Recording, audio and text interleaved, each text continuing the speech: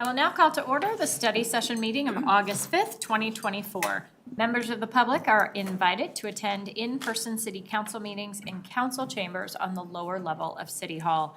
Public access to tonight's meeting is also available on the city's YouTube channel online and by telephone using the call-in numbers posted on the meeting agenda. Will the clerk please call the roll? Mayor Leidy, Here. Mayor Pro Tem Luke Manjiro-Massa. Here. Councilmember Burns. Here. Councilmember Jaramillo. Here. Councilmember Kondo. Here. Councilmember Roper. Here. Councilmember Goff. Here. Councilmember Nowicki. Here. Councilmember Walker. Here. Thank you. Thank you. We have two items on the agenda tonight. The first one is the 2024 compensation study results, plural. Director of Human Resources and Chief Diversity Officer Tamara Dixon will introduce this item. Good evening. Good evening, Mayor Leidy, Council. How are you? So this year, the city again partnered with Graves Consulting to conduct our annual compensation market analysis. And here to provide council with the results of that analysis is Principal Consultant Lori Graves. I will stop there and turn it over to her. Thank you, Tamara. Hello, and thank you for letting me be in your meeting this evening. I appreciate that. I'm always pleased to be able to continue working with the city. And we have gone through a presentation this evening that's going to look a lot like we've done in the past. We went through the compensation study and updated all of the market information like we generally do. And we have just a high-level overview of the results for that for you. Make sure I can get the clicker to work. And oh, wait a minute, now I'm going too far. Okay, there we go, thank you. So just as a brief introduction to Graves Consulting, as I think there might be a few of you that are new from the last time we presented, we are a human resource consulting firm that specializes in working with the public sector. So the vast majority of our clients are public sector organizations, and the majority of those are here in the state of Colorado. So we probably have 50 to 60 other municipal and public sector clients in Colorado, many around this area. So we are fortunately familiar not just with compensation, but specifically with the jobs that exist in the public sector and some of the unique challenges that come along with recruiting and retaining employees in the public sector. We have, you can see our team here. We were a team of 5. We are now a team of 6. I have not updated that slide yet, so we are growing, and I'm happy to report that. The bulk of our staff have worked in the public sector and in compensation for the majority of their careers as well. So this is kind of our sweet spot. We're a small firm and we tend to stick the things that we know well, and municipal compensation is at the top of that list. So talking specifically about this project, right, the intent and scope, we come in each year and we do a compensation study or really a market update for the city. And clearly the goal is to ensure the city can continue to recruit and retain the talent that you need to serve all of the residents in this area. And one of the primary ways to ensure that is to make sure that the wages that you're paying are competitive to the external marketplace, right? And that has been, as I'm sure you've each experienced over the last few years, quite the moving target. So it is certainly a best practice that the city has to look at this annually. We have many public sector clients who used to only do it every several years. Most of them have now moved to an annual basis, but not everyone. And it definitely makes the transition easier, and it ensures that you stay aligned rather than moving forward and falling back, right? Which is what happens when you do them less frequently. When we look at this, while the bulk of what we're doing is looking at base pay and comparing that to market, we also want to make sure that we keep an eye on internal equity, right? So that positions of similar span and scope of responsibility and requirements are equitably placed on the pay structure. So that's an important aspect. And one of the things we did this year, in addition to the traditional market update comp study that we do, is we did do a full internal pay equity analysis. I'm pleased to report that the city is in great shape there. When we look at these projects, one of the other things we always try to keep in mind is ensuring that where we can, we allow for sustainable wage growth throughout an employee's career, right? One of the things we love most about public sector is that the majority of your employees, this isn't just a job, this is a career. And we recognize that, and we want to make sure that the pay structure supports movement through levels of jobs and movement through the pay ranges so that you can retain particularly your longer service people. So our scope within that is to ensure that we're gathering valid current market data from organizations that are in the same labor market that you are, right? So we're pulling numbers that we know are applicable to the city to provide recommendations to revise your pay structures based on that data. Also to talk about implementation and ongoing structure maintenance, which I think we have a good process and a cadence around now that the city does a great job with. And again, additionally, this year, we did an internal pay equity analysis, which in addition to just ensuring that things are equitable, also provides the city some safe harbor protection if a pay disparity claim were to be filed, right? Oops, I think I'm going too far. Let me make sure I'm keeping my slides up with what I'm doing. So our deliverables on the project, just to kind of sum up what we were doing. When we start out, we of course want to make sure that we review and analyze everything related to your current state, right? So it's a little bit easier since we work with the city regularly, but we know that things change all throughout the year. So we always come in and make sure that we understand where we're at with the structures, where everybody is at from a pay perspective, discuss any positions that might have changed to make sure that we still have them tied to the correct external benchmark, right? New positions the city's added, so we ensure we understand current state. We gather current relevant market data, and for the city, the primary resource that we've used this year is data from the Colorado Municipal League, right, which I'm sure each of you are familiar with, right, as a membership-based public sector organization. In the past, we've relied on really two survey sources. Employers Council did a survey that they would publish every year, and we would use that and the CML survey. Employers Council made a change in the last year to how they partner with survey organizations and how they provide data. And so that data is not in the same format. In other words, the way that data is reported now, it is all aggregated together. So with Colorado Municipal League, we can see and we can pull data from just the organizations that we have created within the defined market for North Glen, so we know who you're comparing it to and we know it's appropriate. The new data that Employers Council has through Pay Factors is really just regional. And there is a Denver cut of that data that we feel like is going to be a good benchmark. We are not relying on it this year just because with that transition, there was quite a bit of confusion. It was not necessarily communicated well, and so there were a lot of organizations that didn't submit data or submitted data but didn't tie it to the correct benchmark. So we had some concerns about the validity. The good news is CML has very robust data, so we feel good about the recommendations. And I believe that by next year, we'll be bringing that additional data source back in. It should all be in good shape by then. With that data, we make recommendations for the pay structures, how much we think the pay structures themselves should increase to make sure they're keeping pace with market, right? We call that the market increase. And then we also give recommendations for which positions may have moved more rapidly in the market than others that might need to be upgraded. And we also talk about merit recommendations. So, the market increase moves the whole structure. The merit increase is what moves pay through the structure. And both are important to make sure that you're keeping up with wages and you're not building pay compression into your system, right? So if you were to adjust market structures and ranges, meaning make those higher, but you weren't appropriately moving pay through them, you'd end up with pay compression issues where you're hiring new, lesser experienced people at similar or sometimes higher rates than some of your longer service people because they've not been moving through the pay range. So those elements are both important. Once we have all of those recommendations in place, we work collaboratively with the city, with the internal finance team to make sure that the financial impact is appropriately reflected. And then, again, we also provided the pay equity analysis this year. Defined market simply means the organizations that we have selected to pull data from that we believe are representative of the labor market that the city competes in, right? So it is nice to be able to have the option of tailoring a market that we know is going to produce results that are appropriate for your cost of living here, right? We don't want to have a very small, tight, defined market. Sometimes we will work with a client that will say, we really compete with these 3 or 4 other organizations, and that's who we want to benchmark. But if you have such a small sample size, you're going to have huge variation in your data. It's not going to be statistically valid. So we have a nice large group.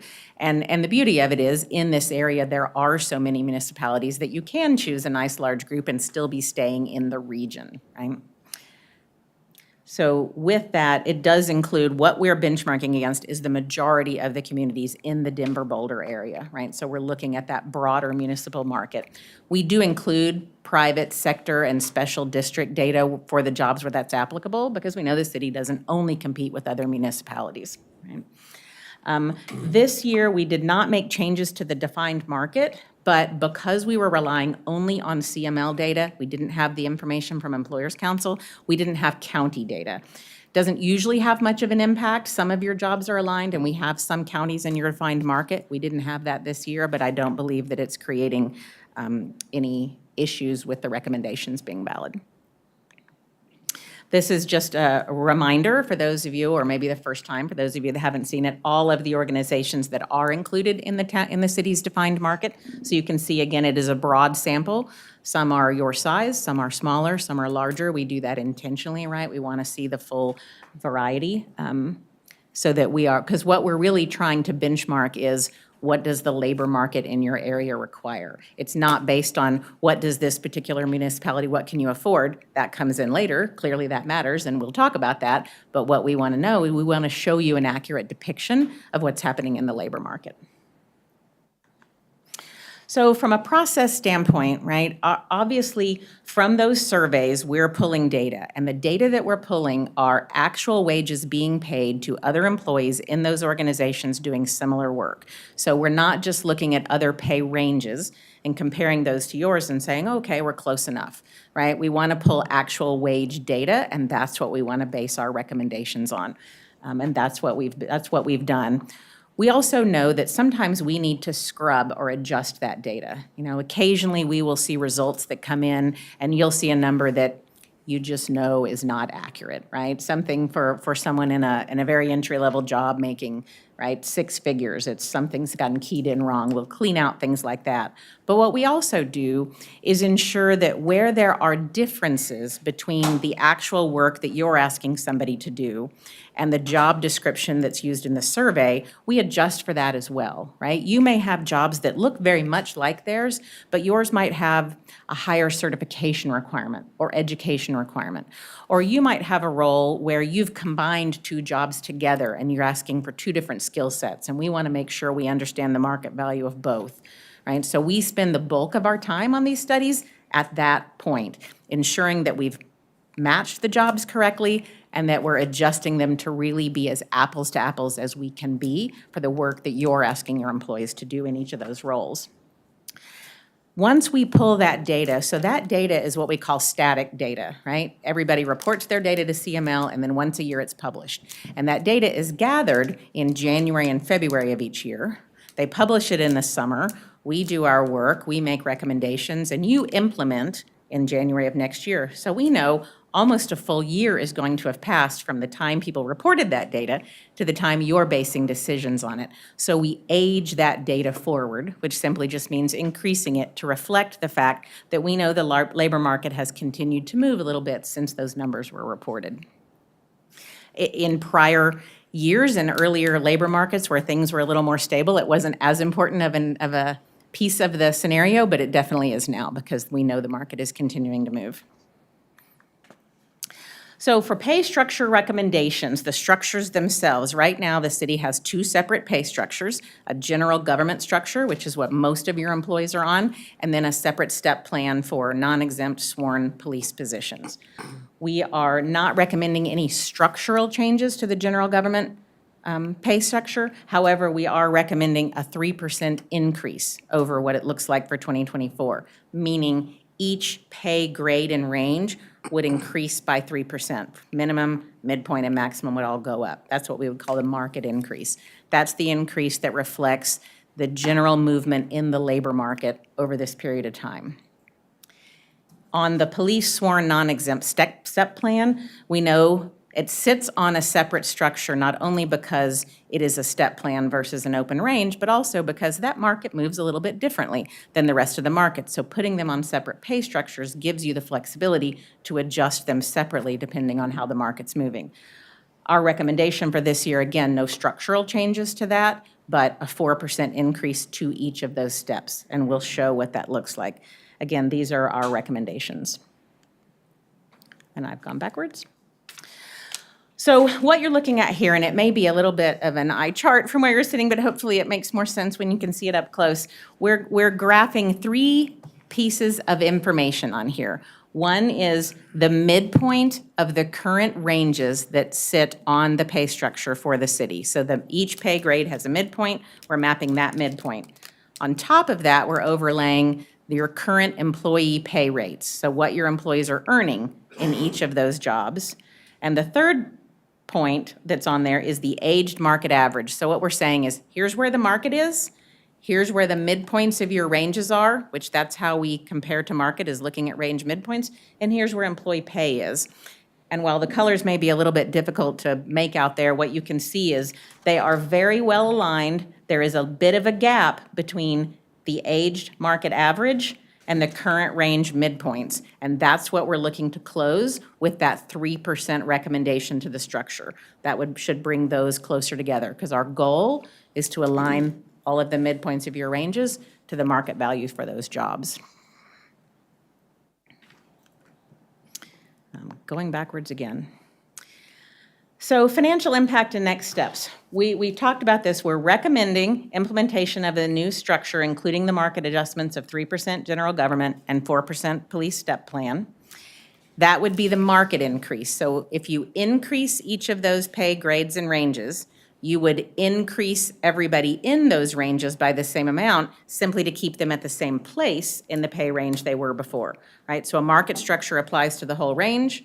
And if the employee gets the same amount, they're effectively in the same place in the range they were in before. On top of that, we recommend a merit increase, because the merit increase is what actually moves people through the pay range, right? So we're saying a 3% adjustment to the structure, and then we're also saying we think a 3% merit pay increase, which would be a total of 6% for the general government structure. It would be different on the police step plan because those steps have different values, right? All of that is intended to be, it will be embedded in the compensation recommendations that are brought forward in October. And based on what is approved, those market adjustments would be implemented the first pay period of 2025. So it actually starts in December, but it'd be the paycheck that people receive at the beginning of 2025. So this is what, and again, I know it looks like an eye chart up there, and it's not necessarily that you need to kind of memorize each of these ranges. I just want you to see when we talk about pay structure, right? Each grade has a minimum, a midpoint, and a maximum. We have that expressed both annualized and hourly, just for ease of use. Those design statistics that you see over on the right-hand column, that's just showing that your ranges for your more entry-level jobs, your lower pay ranges, tend to be a little bit narrower. They are 30% wide. The width just means the distance from the minimum rate to the maximum. And as you go up the structure to the more higher level leadership roles, they expand to 50% wide. And that's a common kind of compensation best practice, because what happens when you make a range wider, right? You are widening around a midpoint. If you make it wider, you both lower the minimum and you raise the maximum.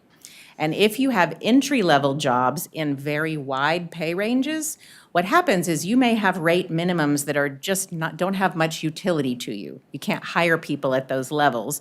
And you might also have range maximums that are a bit unrealistic for the type of work you're asking people to do. So we tend to make them a little tighter at the bottom to make sure you keep your higher end rates appropriate and competitive, and don't overstate your top end. And then we widen them in the jobs that move up towards leadership jobs.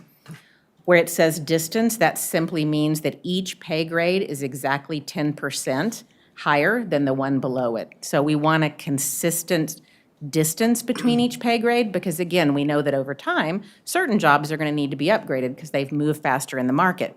And if you have a predictable distance to get to the next grade, you can build your internal compensation practices, right, and pay increases around that.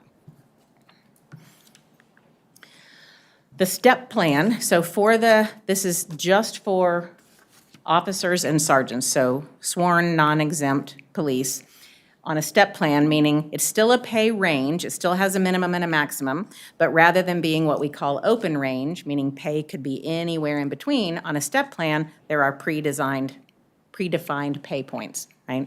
And as I'm sure each of you are familiar. So for the police and sergeant, we have all of those. We have a total of 6 steps for police officer, a total of 5 for sergeant, which takes them from min to max. that is by far the most common way of doing police pay, where you tend to see open range structures for general government jobs. 95% of our clients on the law enforcement side have step plans. It's become something that is expected and is a very important recruiting tool. Officers that are thinking of coming want to see that they have a plan and they know how long it's going to take them, right, to get to the next step or get to the top. So we talked about our recommendations, but I mentioned earlier, our job is to say, here's what the market is saying, and here's what we recommend based on market. But everybody has budget realities as well, right? So after discussion with the internal team, the reality of it is the internal team, the staff recommendation is just slightly less than what we recommended. It is a 2% adjustment to that general government structure rather than 3%, so just 1% pulled back. And then a 3% adjustment to the police step plan versus 4%. Again, because obviously the numbers, it's important for it to be sustainable. That is clearly, doing all the research in the world doesn't do any good if we put together something that can't be implemented, right? So it would be just slightly lower increases on the market adjustment, but still going with the 3% merit increase that we recommended. So that would end up being a total, right, for general government employees, it would be a total 5% pay increase. 2 of it is the market, 3 of it is the merit. And on the police step plan, you'd have a 3% market, and then the steps have varying percentages. So it's either 6 or 7%, depending on which step they're on and which step they're going to. So slightly less than what we were recommending, just from an affordability standpoint. And you can see that total financial impact number at the bottom at just under 1.3. I think we have a few questions. Yeah. Saw some hands go up on that side. Councilmember Kondo? Thank you, Madam Mayor. I have 2.5 questions. Okay. That's fair. So the first question, and I come from private industry, so generally they talk about merit increases, the thing that deal with cost of inflation and stuff like that.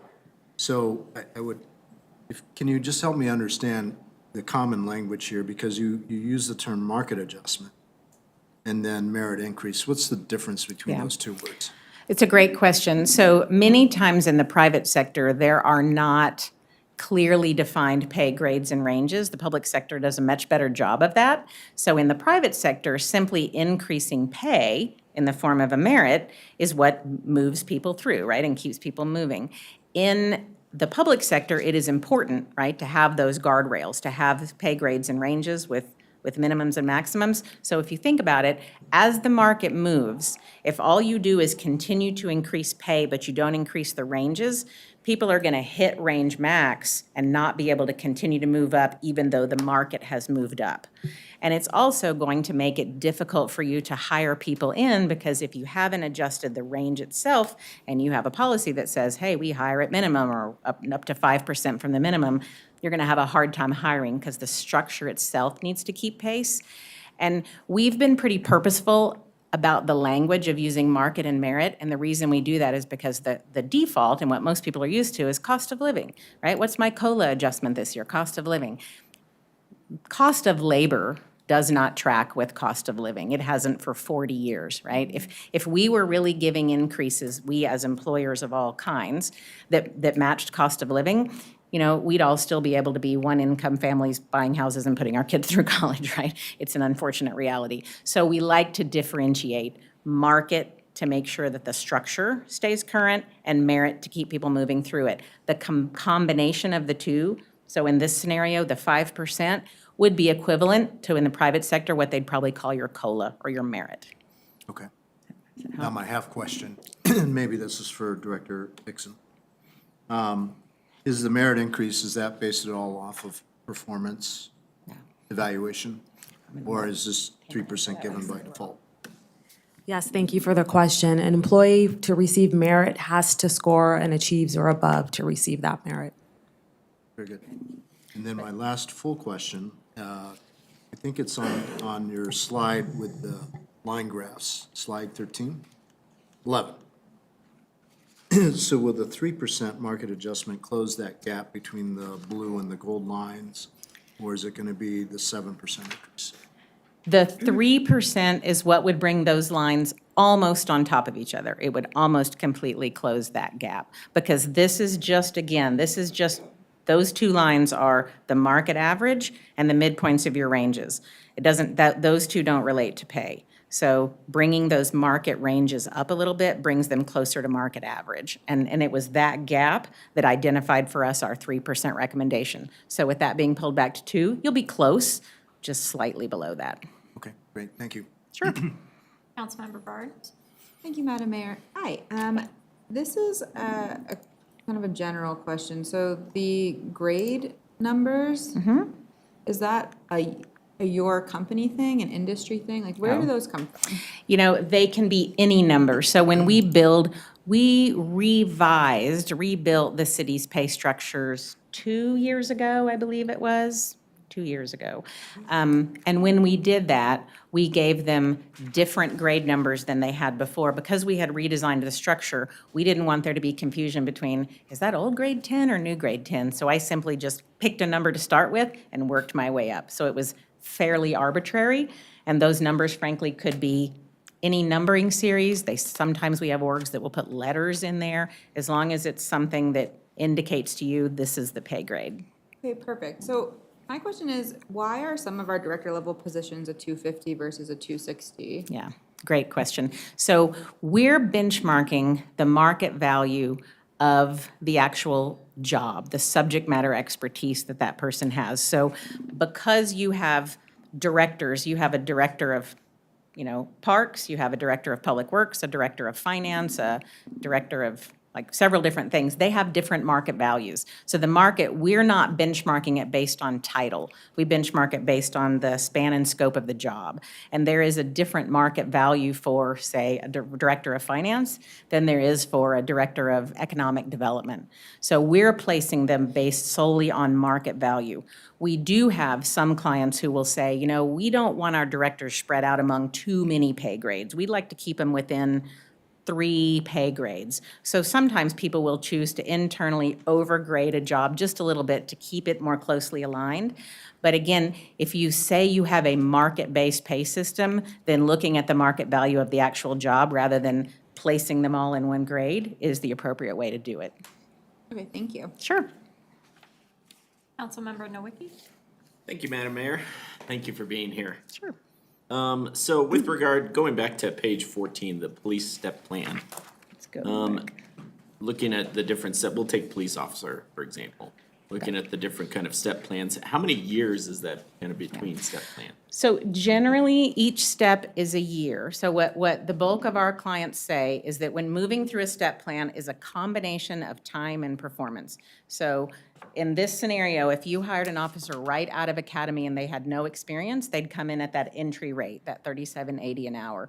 1 year later, assuming acceptable performance, they'd move to step 1. So it is usually a combination of both time and performance. Okay, so in that example then, what happens after, so they've been on the force for 5 years? Yeah, they hit the top step, and then what they get going forward is the market increase. So think about this, when we talked about this having a 3% market increase, that means each of those steps is now 3% higher. So if I'm going from step 1 to step 2, which was already gonna be a 7% increase, right? The 3, I just got 10.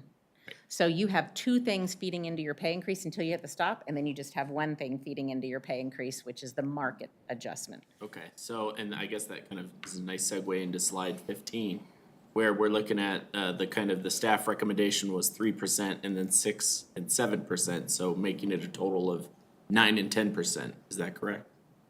That is correct. Okay, and is that to kind of bring us up, that remains competitive with other cities? It is, and there has been, and I'm sure this is probably not a surprise to you, right? It has been a hotly moving labor market, particularly for law enforcement, and I think it is as much a factor of supply and demand as anything else. And so, because you are in an area where there are probably 25 municipalities that someone could work for and live in the same house, it gets even more competitive, right? When you have organizations that are resort areas that are kind of out by themselves and it's very expensive, but there's not a whole lot of places for officers to live in the same house and work, sometimes you don't see it escalating as much. Now, the last few years we've seen it escalating on both sides. But that is what we're seeing in the market, right? There are a couple of a couple of municipal organizations that have decided to just lead the way when it comes to law enforcement pay, and they have entry rates that are significantly higher than that, but they are outliers. They are not the majority of the market. What we're seeing with that adjustment, your middle step is really going to be well aligned to the market average. All right, thank you. You're welcome. So I had that same question, actually, so, We'll go back to the step plan. yeah, so the step plan makes sense to me. I think I was trying to reconcile the slide, your recommendation, which is on page 12, which, as I was taking notes, says 3% and 4%. Right. And then, and an additional merit of 3, it seems like for both, or you just didn't That's just the include- general government, yeah. So when okay. and I should have been more specific. In a step plan, the merit is predetermined. The amount of each step is essentially your merit increase, right? So you've basically already said to go from entry to step 1 is a 7% merit. Thank you. And so Okay. it was just the general government where you're combining those two. Okay. And I was trying to do the math. and I was Yeah. like, it's not a ceiling. 'Cause I then could you have been went to more clear. Financial reality, and I was like, it's actually more than Yeah. less. Okay. Yeah, so in this scenario, that step plan that step plan that we've proposed, what you see on the screen, that is my proposal. That's with the 4%. So what they're actually recommending is going to be slightly less than that. Because of Because the three. for Okay. both of these, what I put in there was our recommendation. Staff recommendation is going to be just slightly less than that. Thank you. Sure. All for now. I Okay, think. okay, we'll have more, all right. but- I think we have one slide left, which is city council market data, because it's obviously important to make sure that everyone that works for the city is appropriately compensated. So we use the same definition of market, meaning we pull data from all of those same organizations. CML does do a good job of reporting that data, gathering and reporting that data. And what you'll see is you can see this is the way they break it out. They break it out between mayor, mayor pro tem, and council member. When you take what is currently happening with the North Glen Council, the annual and the stipend combined, where you see those numbers sitting where it says annual total, and then down at the bottom, you'll see the market data for 2024, and you can see at the mayor level, it is almost dead on. It's within a few $100s of where that market average is, and then slightly higher on both mayor pro tem and council member. Now, one of the things I think is important to point out is that this is data that has a large standard deviation, meaning there is a huge difference between what organizations compensate council members, as I'm sure you're all aware. And both Aurora and Fort Collins that are in your defined market are significant high-end outliers on the top end, so they bring that number up. There are several others that are bringing it way down. So there's quite the variety, but when you look at it on an average, things look very well aligned. And that is our last slide. Anything else that I can answer for you? Councilmember Nowicki? Thank you, Madam Mayor. So I want to jump, and I don't know if you had this, but it's page 22. It was included beyond the slide presentation. Oh, that's probably not mine then? It was included in our handout. I'm not sure if I know what page 22 has what. Here you go, Lori. It's the existing sworn plan. Oh, okay. The existing step plan for sworn police, is that what you're looking at? Is that what I'm looking at here? It I believe so, on 22. looks like that. Yeah, where it says the add detective differential. Sure. So we're adding that to the 7%, the 5%? So We're not adding it to the increase, but when you have officers that serve in a detective capacity, that normally is more highly compensated. So rather than building a whole nother grade between officer and sergeant, because sometimes people will do detective duties and then they'll roll out and they'll roll back in. So what we recommend is instead of having a whole separate step or grade for detective, you take what existing step they would be on, and you simply add a 5% differential while they are doing detective duties. So their step, they might be on, let's say, step 1 that says $40.45 an hour, but if they are a detective, they would get a 5% differential on top of that on each check. That if they were not doing those duties, would come off. Okay, thank you. Sure. And that is all the questions we have. Thank you. Okay, awesome. Thank you all so much. Appreciate it. All right, next up is the recommended 2025 city budget. Deputy City Manager Jason Loveland will introduce this item. All right, good evening, Mayor and members of council. I'm just going to get to the slides here for a second. So I'm actually starting on page 1 of the notebook in the packet item, which is the memorandum. I just wanted to touch on a couple of things before we get too far down the presentations tonight. Really, the goal tonight is to take a look, broadly at 2025 budget as we see it today. So in the packet, pages 4 and 5, there's a high-level overview of the general fund budget, and I'll touch on that briefly. Page 6, there's a personnel request summary. You'll actually be hearing from each of the directors that if you have more questions specific to, what those positions are, they can touch on those. Again, we're not making any recommendations for additional staff in the 2025 budget, so that conversation may be brief, just based off of the recommendations that we have so far. Pages 7 through 40 kind of are the package requests, and they're going to refer back to the presentation, the PowerPoint, to get more detail on some of the items that we've summarized there. The capital improvement projects by fund, those are things that we're going to talk about August 19th. So pages 41 through 79 of the packet are not going to be touched on tonight, but wanted you to have the material ahead of time for your review. Page 57 of the packet touches on the 5-year staffing plan. A lot of the positions, or all of the positions that were brought forward for 2025 consideration are just being moved over to 2026 to have further consideration when there's more funding available. And then lastly, pages 58 through 79 is the presentation that each of the directors will touch on throughout the night. Going through, there's no slide to look at.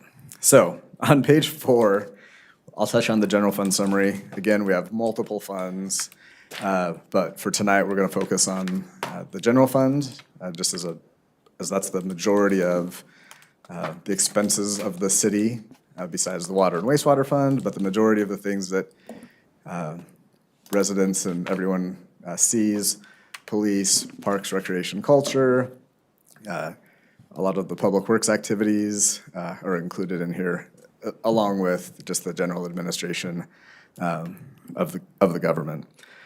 So on this page, I'll kind of skim through top to bottom, estimated fund balance to begin 2025. So this is kind of what we're expecting to end 2024 with. Fund balance of about $18.3 million. You'll see the revenue forecast in 2025 of being just over $38 million, and I'll touch on some details on the following page.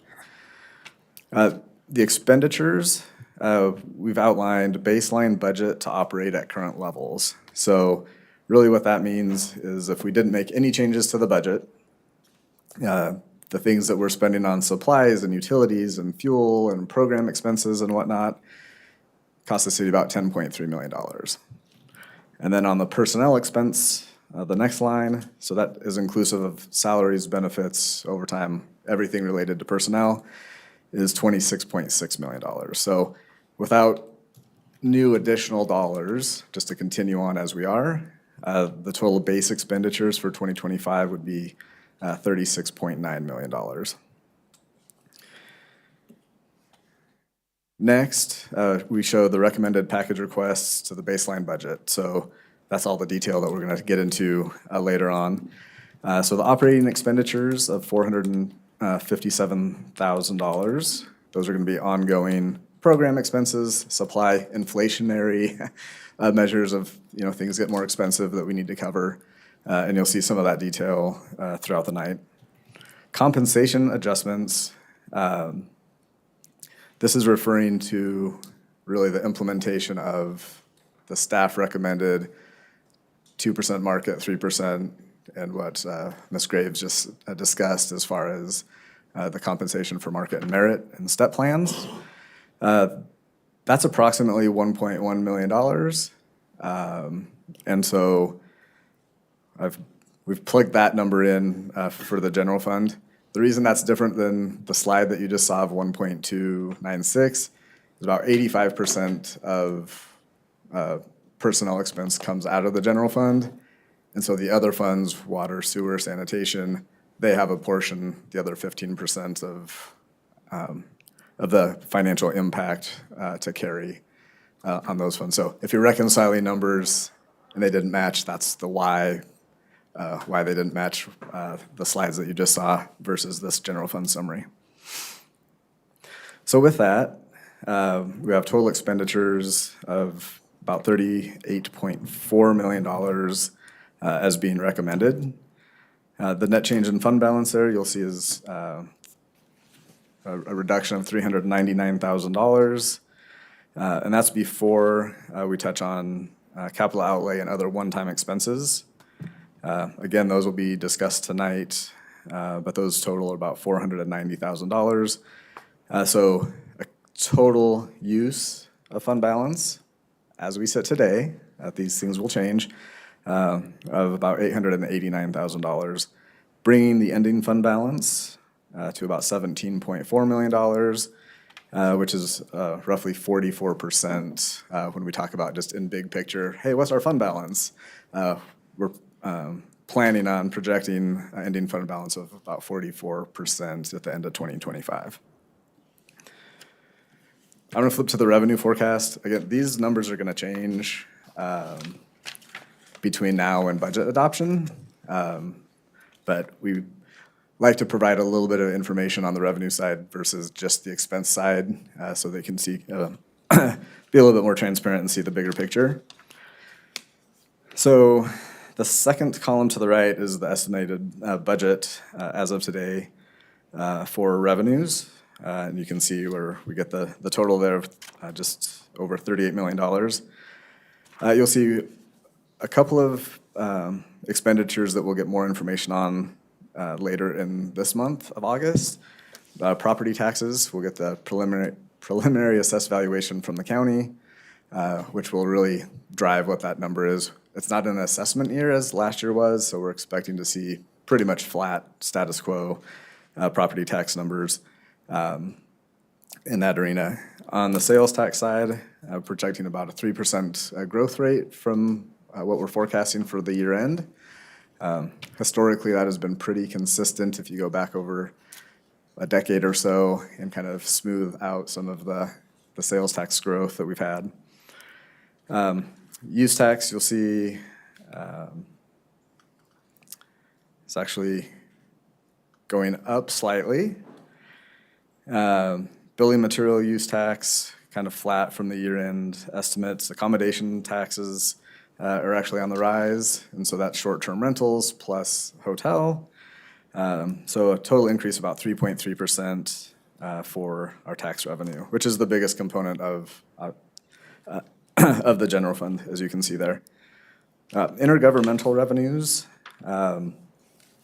we'll learn more on our highway user tax allocation. That comes out again later in August. And it has a fairly big impact on that line item specifically. It's about half of that line item. Historically, it's pretty consistent. Last year was about $1.2 million, but over the past 5 years, there's been fluctuations, $200,000 to $300,000 year over year. So more to come on that line item specifically. You will notice a decrease from the '24 budget and the year-end forecast in that line item. It's expected to be down about 21%. In that line item is where we receive a lot of grant funding. So specifically for 2025, the ARPA grant funding that we're putting into the general fund to support our crew program will not be continued. So we will see a reduction in revenue on the intergovernmental side due to the ARPA funds being done at the end of this year. Licenses and permits, flat. We don't have any known large projects that would drive permit evaluation and study for 2025. Carl's Farm, the Alexan project, both have been significant over the past couple of years. And so we're seeing a decrease or a stabilization in those revenues because of that. Charges for services. This has an opportunity to increase more. Thursday night, the Parks and Recreation Advisory Board will be viewing a proposal from staff on increased fees for activities. So that that may end up being a change to that line item, to the positive. And then fines and forfeitures, stabilized outlook from one year to the next. Investment earnings is categorized in the other category, and we're expecting that to go down as rates are starting to go down. And just our cash on hand to be invested is also going down.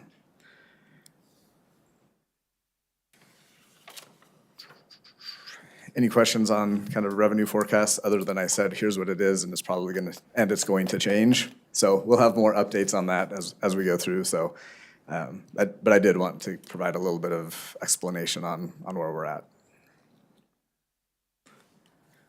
No? Okay.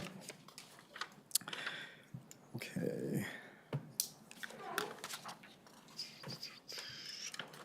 All right. I think I'm going to skip ahead to talk about the actual presentation and the slides. So the purpose of tonight, again, we're going to present the recommended budget as where it stands today. Council is able to provide feedback as we go through the presentations on things that are yeses and things that are nos.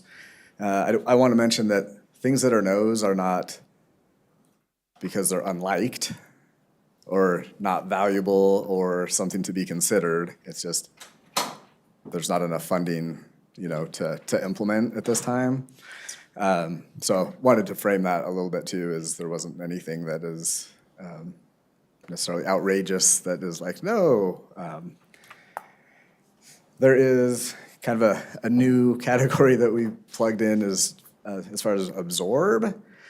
So there's some small items in some budgets that, upon further review, it looks like, hey, this could be absorbed within the current budget. There was a request for it. However, again, that most likely can be handled and included if the department desires. So upon the conversation tonight, if there's questions that we don't have answers for, or additions or deletions, and as we navigate revenue forecasts, moving forward, this is kind of an iterative living document that we'll come back and have conversation about as soon as the 19th. Councilmember Kondo? Thank you, Madam Mayor. Thank you, Deputy City Manager. And I'm just going to disclose that as I was reviewing this over the weekend, I was late. I did not follow council protocol in terms of submitting my questions before 9 a.m. So I do want to say mea culpa to the staff and also to the chief and deputy chief. And despite that, I did get some written responses to my questions. So again, I apologize that I might have put some undue stress or pressure on the staff to kind of answer my questions. So I will try to do better and get my questions out before 9 a.m. on a Monday prior to council. Oh, and I do want to make another footnote. So Councilmember Yaramillo and I, we were actually sitting in the council room earlier today. And so we had a very good conversation talking about the budget. And so, not that I'm trying to imply that he was the cause for me to not meet the 9 AM deadline. But I found it to be very useful and productive. And again, I appreciate all the hard work that you all are doing to basically make all the Tetris pieces fit together. Thank you. So on the next slide, just kind of a, excuse me, reference guide describing kind of the FTE sheets that you're going to see for each department, as far as a graph and the FTE summaries, estimated costs. On the right-hand side of the page will include, again, all salaries and benefits associated with the position, so they're not strictly salary related. It's all encompassing. No additional FTE, as I mentioned, were requested. The package requests on the slides have a number in front, and that's referring back to the more detailed sheet. So as you navigate through the process in the pages, you'll have a reference to go back to for details. And then the last thing, the spending categories on the bottom right-hand corner of the page, those are referring to kind of the baseline budget, as we mentioned before, and then just kind of a total accumulation, not by individual category, but just in total, what new dollars for that department are being considered to be added to the budget. And not just the general fund budget, but the entire budget for across all the funds. I'm going to turn it over to City Manager Guyer, who will walk you through the legislative and city manager budgets. Okay. Yeah.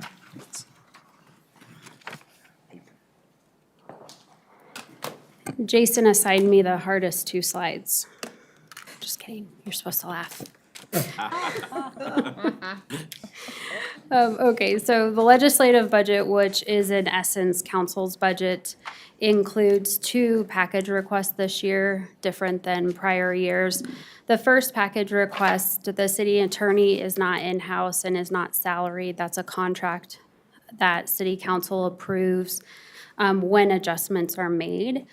And so our city attorney, Corey Hoffman, is requesting a $20 per hour increase to the current rate based on a market exercise. So he went out and compared rates of other law firms and came up with what he considers a modest increase of $20.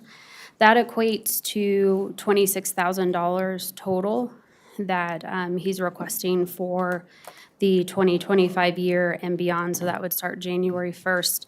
If council supports this request, there will be a separate contract amendment that will come forward along with the budget process for that increase. The second increase in front of you tonight is for lobbyist fees. Jed and Ed have not requested an increase during the time they've served as our lobbying team. Given costs, like we've seen in other instances in markets, they are requesting a $4,000 increase that would take their current annual contract amount of $36,000 to $40,000. Prior to requesting information from them and whether or not they had any type of increase that they were going to be asking with council, I did check in with the legislative committee and looped in the mayor to make sure that the legislative committee is comfortable continuing to work with Bowditch and Castle. So those are the 2 package requests there, and I'm happy to answer any questions on legislative.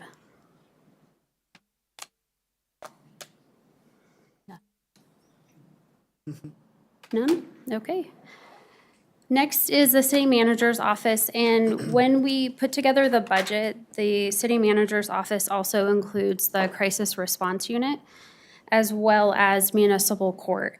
And in this year's process, there are no municipal court package requests nor any requests from my office, you see 3 package requests that are not recommended involving the crisis response unit. And generally speaking, what I'll say is these package requests, as well as the 2 FTE that are shown on the slide, those are part of a grant application that Jessica Holtz, our crisis response unit program supervisor, submitted to Adams County through a competitive grant cycle program.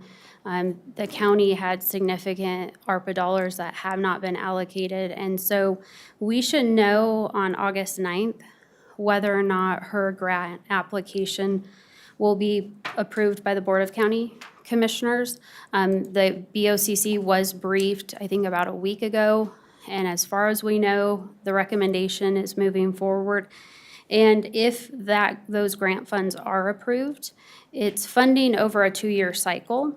So it would be revenue into the city to help offset the cost of 2 additional positions. So not existing positions. Jessica's requesting 2 new positions. Co-responder, an additional co-responder, but then a case manager would be the new position.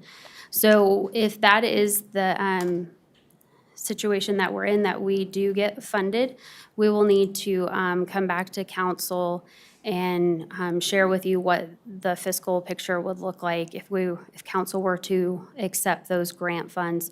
Again, 2-year cycle, so we would be in a similar position to what we're in now in terms of absorbing any new staffing after a 2-year period of time. And Jessica's here, she can answer any specific questions for you. So I'll stop there, and any questions? Councilmember Kondo? Thank you, Madam Mayor. I am kind of curious. I mean, I was looking at the package request line item in the description here, and I'm just trying to figure out why we're saying no to training and travel. And I wonder if you can speak to that. Yeah, great question, Councilmember Kondo. The reason we're saying no to that is based on, through the budget process, we look at not only the budgeted amount, but the actual spent. And we believe, because we use baseline budgeting, different than zero-based budgeting, where you start from 0 and then build your budget, the baseline and what Jessica and her team have spent shows that she typically has money left over at the end of the year that then carries forward. So we believe it can be absorbed into, based on the existing baseline budget. Got it, thank you. Councilmember Jaramillo? Thank you, Madam Mayor. Hello, City Manager Guyer.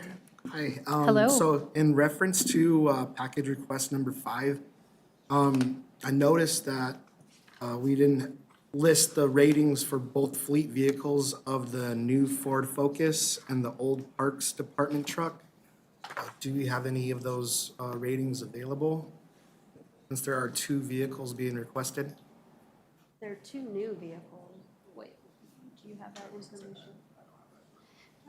We'll need to check. The vehicle that Jessica's asking for would be a brand-new vehicle. Okay. So she has 1 existing vehicle that was funded. This would be an additional vehicle that she needs regardless if she adds those 2 positions. Okay, great. Does that help? So there's not, the rating of the existing vehicle we wouldn't factor that into whether or not she needs the second vehicle, because the second vehicle is an additional new vehicle. Okay, great, and, I mean, this is moving forward like a whole lot, but, in line item 58, where there's a reallocation of vehicle, there's 2 Ford trucks.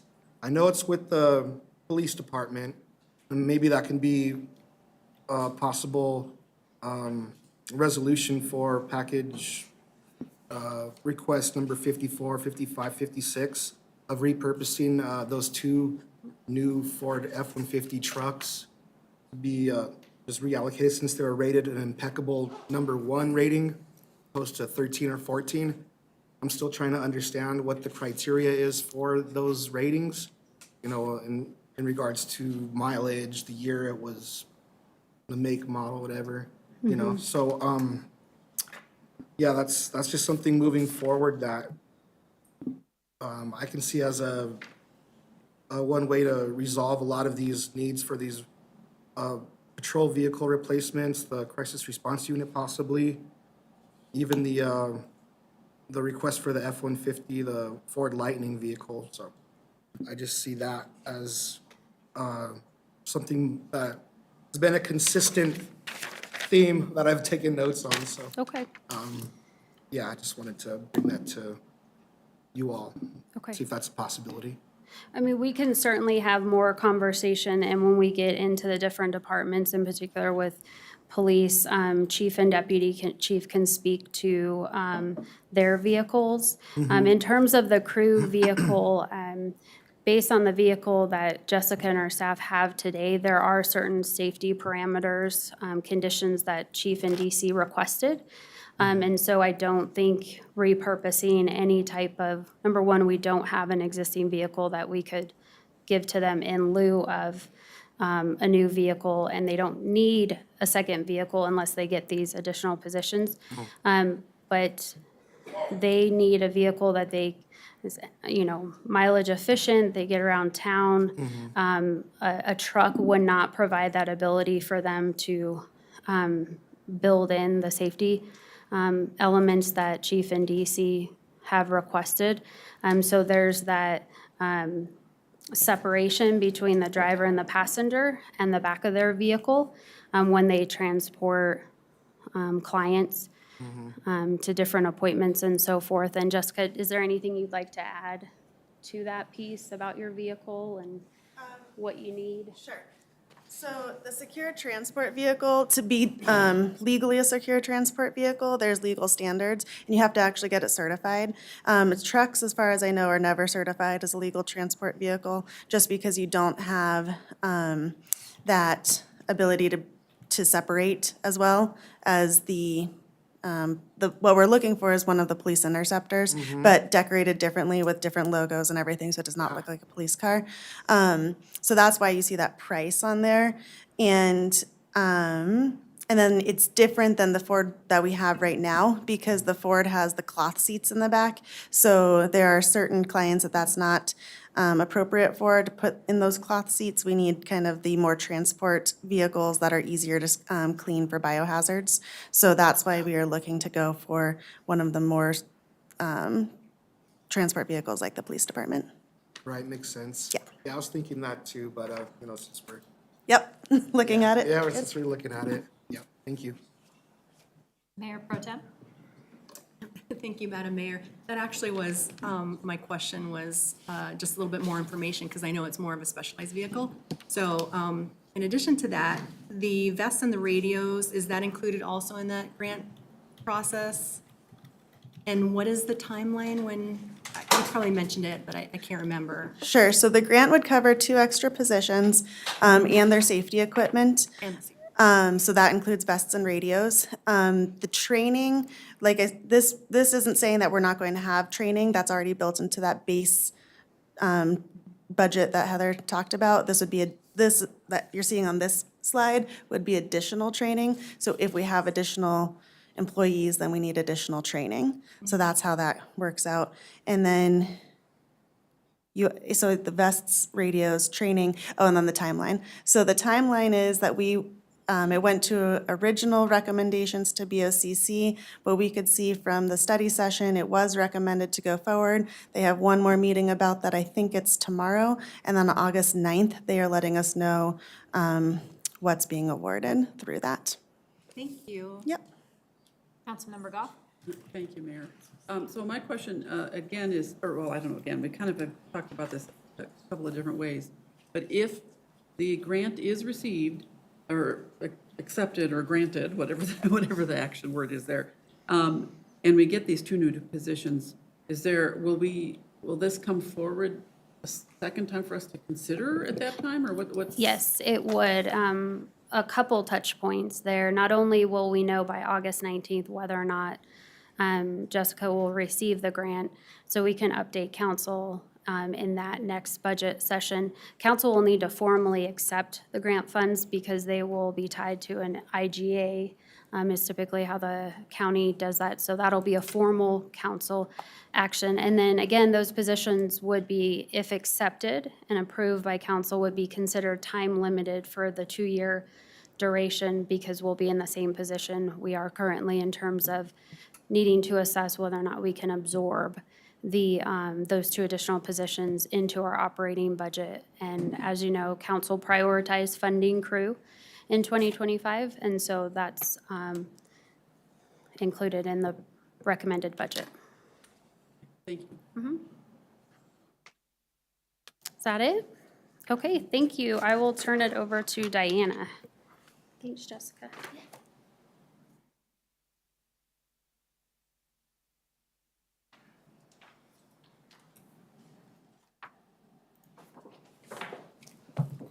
City Council, thanks for having me. As you can see from the slide, we put in 5 budget requests. I didn't count them until now. Anyway, we're recommending that several of those move forward, and that would be an $85,000 increase to the 2025 budget for communications, and which includes engagement as well. So the 20,000 communications increase is basically the cost of mailing has gone up significantly and printing. The events increase is we've gone over on a couple of our budget, our line items for events. So it's right sizing those to go with the events they actually support. Supply storage, we have several Connex boxes that we utilize over at M&O, and they are rusting out and leaking. And we have some condensation issues, and we've lost some materials and equipment. So we'd like to get those replaced before we replace the equipment. And I think that's kind of it in a nutshell, unless you have questions. Councilmember Nowicki? So I'm looking at number 9, the events increase. And on here, this says co-responder. The crisis response unit is requesting a higher master's level co-responder. Do we have the wrong That's a number? typo, I think. you know. Let me see, package request. I folded the page, I just gotta find it. Yeah, some of the crisis response stuff got put in the wrong place. No, number 9 is on page 10 of 79. It says event inflation adjustment. Oh, you're right, that some of the text got mixed up. Specifically, this was about Pirate Fest has been consistently over budget because we've had some changes there. We used to have some acrobats come in, and they are no longer able to come because they were from pretty far away. And then we had decor as a challenge because we lost some of the items out of our Connex boxes. So we would prefer to rent rather than store, so that's more expensive. And then entertainment in general and vendors for like porta potties, trash, all of those kind of things. So Pirate Fest is the big one that's over right there. And then 4th of July, because of the cost of fireworks, has consistently gone up. We usually do 3-year contracts, so we know because we have a 3-year contract that it was a $5,000 increase each year. Okay, thank you. Sure. Good thing I remembered. I'm all like, oh. Councilmember Byrne? Thank you, Madam Mayor. Can you just talk to me a little bit about this volunteer software? Like, would it increase our volunteer engagement? Would it help more people sign up to help with the city? Like, what is? I do think it would help more people sign up for the city. If you've looked on Thornton's website, for example, they have everything digitized. So if you were going to sign up as a volunteer, you would go and do that online. It goes into a program. That's how they contact people through that system. That's how they do their waivers. So that's what this volunteer program would do. Right now, we have all written waivers. We do occasionally do electronic ones for specific events, like the canal cleanup, but we don't have an overall one. And communication-wise, we just have distribution lists and Excel lists, documents that track everybody. So this software would be one shop where we have all of our volunteers, and if we pulled up somebody's name, we would know all the different things that they volunteered for. However, I do want to mention that this is, like they said, it's not zero-based budgeting. So this year, we're going to try and look at whether we have some year-end money and then hopefully put it in again for 2026. Because we feel like it would be better to recruit volunteers. Most people are going to electronic and they kind of expect it, and it's better tracking and an easier way to recruit, especially, when you're trying to find new flower bed volunteers and they have to call somebody or email somebody. If they really just wanted to do it, they can go and fill out the application online, and it would all go through, and then we'd reach out to them, so. Yeah, and it just seems like a lot of more ease of use for your team as well, as opposed to managing spreadsheets and Right. things. Yeah, I think it would be a value add for the person who handles this position, who actually has kind of expanded her job from her own, hey, I'd like to, work on some different things. So streamlining that portion of administrative work would free her up to do some other more professional level and strategic level type of things. But like I said, we're not zero-based budget, so at the end of this year, going to take a look at that, see if I can make it happen for 2025 and resubmit it for 2026 to add to our base budget so that it isn't always, we're cutting something else to pay for this kind of thing. Okay, cool. Yeah, I think just a general theme I saw throughout the budget was during our strategic planning process, technology was a big thing I pushed, and I saw a lot of no's next to software Right. upgrades for our internal team, so I'm just feeling this out as to why. You have to pick and choose what's a priority, and I mean, we know we have 3 Connex boxes that are Yeah. leaking, that are ruining stuff. So if you had to choose, and I feel very lucky that I have 3 yeses and 1, and actually 2 no's because of the 1 personnel, but, it could be nothing. It could be, you've got what you've got, so. Yeah, thank you. Sure.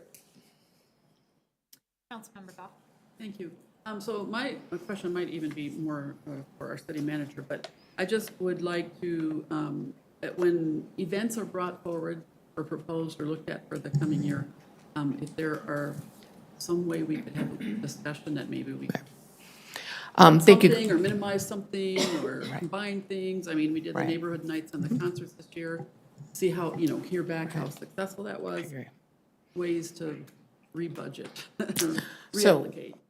Thank you, Councilmember Goff, for that question. At strategic planning, we talked about 2025 kind of being status quo, but before jumping into that, having a discussion about events at the end of this year. So we do actually already have it on the tentative agendas to talk about events with you, tell you the results of what has happened this year, attendance, what our goals were that hopefully align with your goals, and with the new strategic plan, what we would propose for 2025 and get your feedback on that.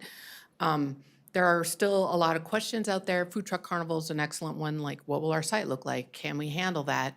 That kind of thing. And if we want to get involved with new things, since 2025 this is the set budget, something would have to go in order for us to change something. So it would be a trade-off as opposed to an addition.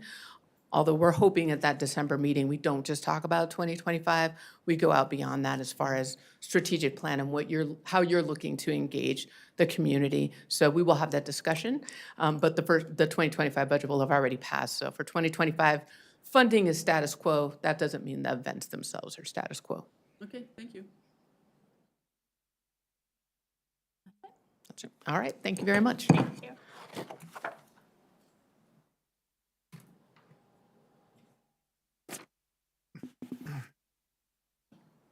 Any takers? Allison, do you have a question? Councilmember Noe? Thank you, Madam Mayor. City Manager Guyer, maybe you can answer this one.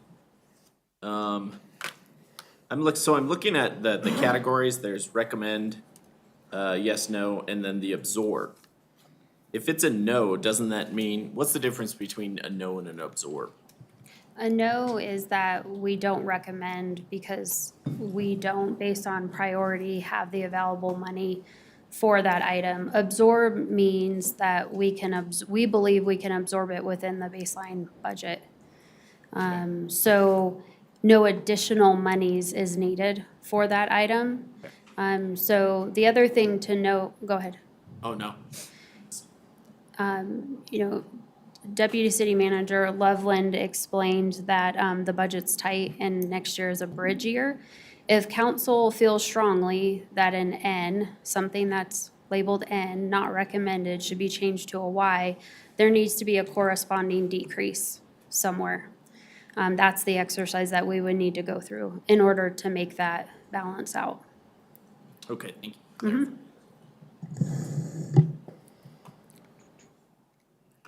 And that's exactly my situation. I think in this absorb category, back in 2022, you all approved a software package called Placer.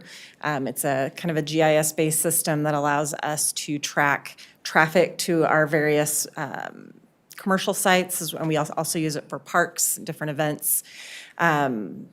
This particular item wasn't fully included, given staff changes that happened in 2023, didn't get factored into the budget, and so we were just looking for about a $12,000 adjustment to fully account for the cost of that software. But given budget considerations, we can absorb that into this year's budget, and we'll have it included. It's been a very valuable software.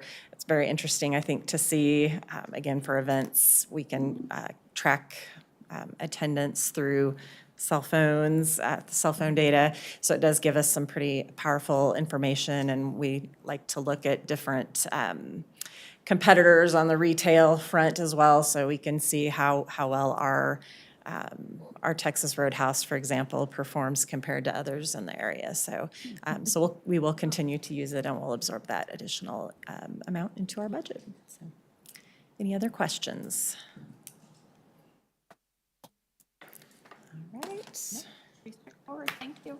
Moving on.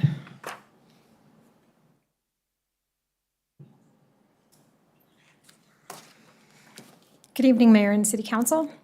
I'm Joanna Small, the City Clerk. Thank you for having me to present the City Clerk's proposed 2025 budget. We submitted 4 package requests this year, and I'm happy to provide information on the 3 that have been recommended for funding. So the first item is an agenda and meeting management software request. It is number 13, and it is on page 11 of 79 in your materials. So this request aligns with our commitment to provide high-performance government, and it's also necessary to ensure compliance with the state's digital accessibility standards that were adopted by House Bill 21-1110. So this legislation requires that all digital content and materials, and that includes text, signs, videos, audio content, links, images, forms, PDFs, documents, and embedded third-party applications, be accessible to everybody. So the House bill also requires compliance with the Web Content Accessibility Guidelines. Those guidelines provide, I think I counted 56 requirements or success criteria for compliance. And currently, the platform that we use is an in-house system that we've had for many years. We've been very fortunate that it's an open source in-house system that we can create, we can customize every piece of that, working with our IT department. However, it does not comply with the digital accessibility standards. So staff is proposing that we move to a new system for that. The first year is estimated at a cost of $50,000. That includes the one-time initial implementation and setup fees, and subsequent years we're estimating at $35,000. The benefits of a new system include increased efficiency. It would automate some of the city council packet processes, also for boards and commissions. The automation would save time, it would reduce errors, it would streamline our operations. It would also improve public engagement. We're really looking for that accessible platform where we can ensure that all members of the public, including those with disabilities, can access the information and they can participate fully in every aspect of their life, which includes local government. And then also the regulatory compliance piece. Alrighty, so that is the first request. The second request on the list is the City Council Ward redistricting. This is request number 14. It's on page 12 of 79. This is requesting $10,000 in one-time project costs. So this would not be a recurring program. The city charter requires that the cities for election districts, also known as council wards, adheres to specific criteria. And so that is they must be contiguous and compact.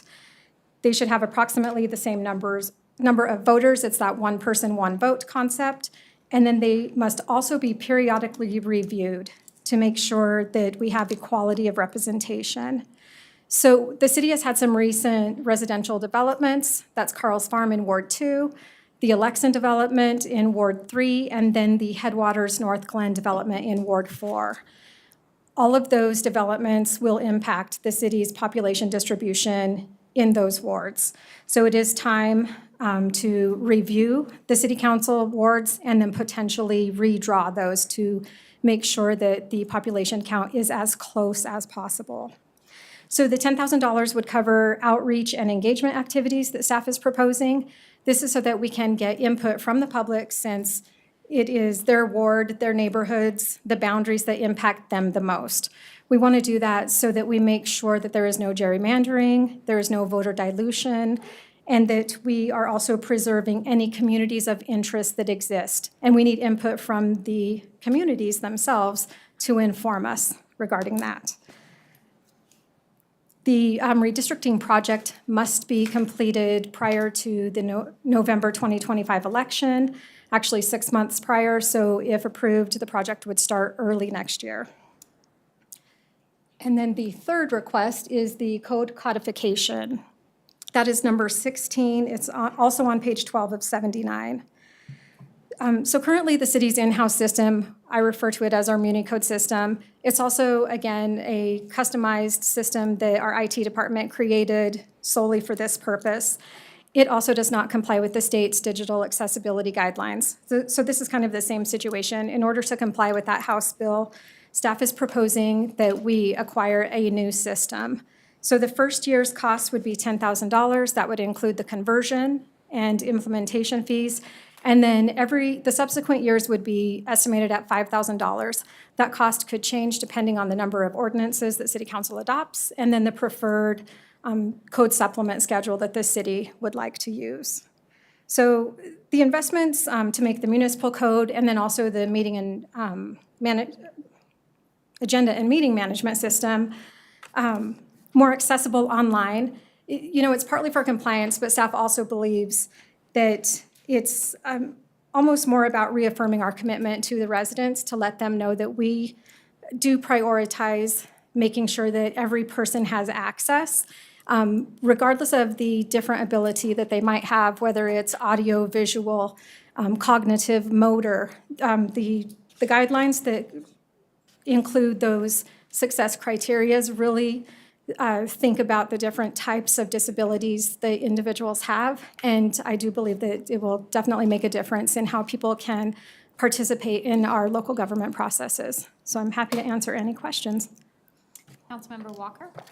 Thank you, Ms. Joanna. Thanks for being here. I'm just kind of curious, because we get conversations up here from what I remember that we were going to wait for the 2030 census to do the redistricting. I'm just kind of curious why we can't wait for that. This is proposed to be an in-house process to do this and not an official one by the U.S. government. I'm curious why we wouldn't wait until 2030 to save the 1,000. So typically, the redistricting is looked at after every census.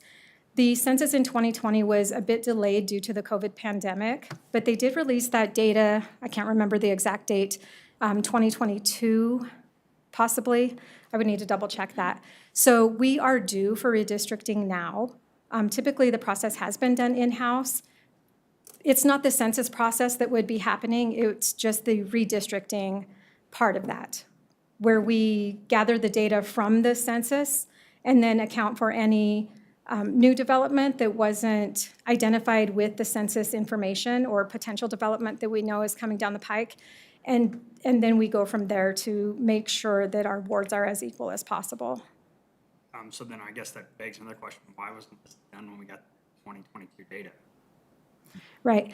We spoke to the county, that was late last year, about redistricting. They had 3 elections happening this year. And so we decided to hold off. And a unique thing that happened was in Ward 2 with the Carl's Farm development, since that is the one that should be done first. The first phase of that, let me get that information real quick. So planning and development staff had provided us some information about the phases for that development project. And so the first phase was, we anticipated that 282 residential units would be completed in 2023. And then 549 units would be completed in 2024. So based on the population percentage in Ward 2, that was one of our lower wards. So the addition of that first phase of residential actually helped the deviation among the wards even out just a bit. It won't be until the second phase that's completed in 2024 is complete that really makes a good shift, where we need to go investigate and make sure that we can even out that population distribution. So we could have done it after 2022. Some could argue that may have been a little premature with the development. But now we're suggesting that we do it in early 2025, so it's in place for the city's regular election in 2025. Mayor, just one last question to follow up. Do we face any, I wish Mr. Corey was here, do we face any legal ramifications, or what is the downside of us waiting to this next data, we have the actual data for 2030? Is there any downside to that? If we don't do it and wait till then? I mean, I guess it would depend on how he's willing to defend the interpretation of the charter, where it says that it should be reviewed periodically.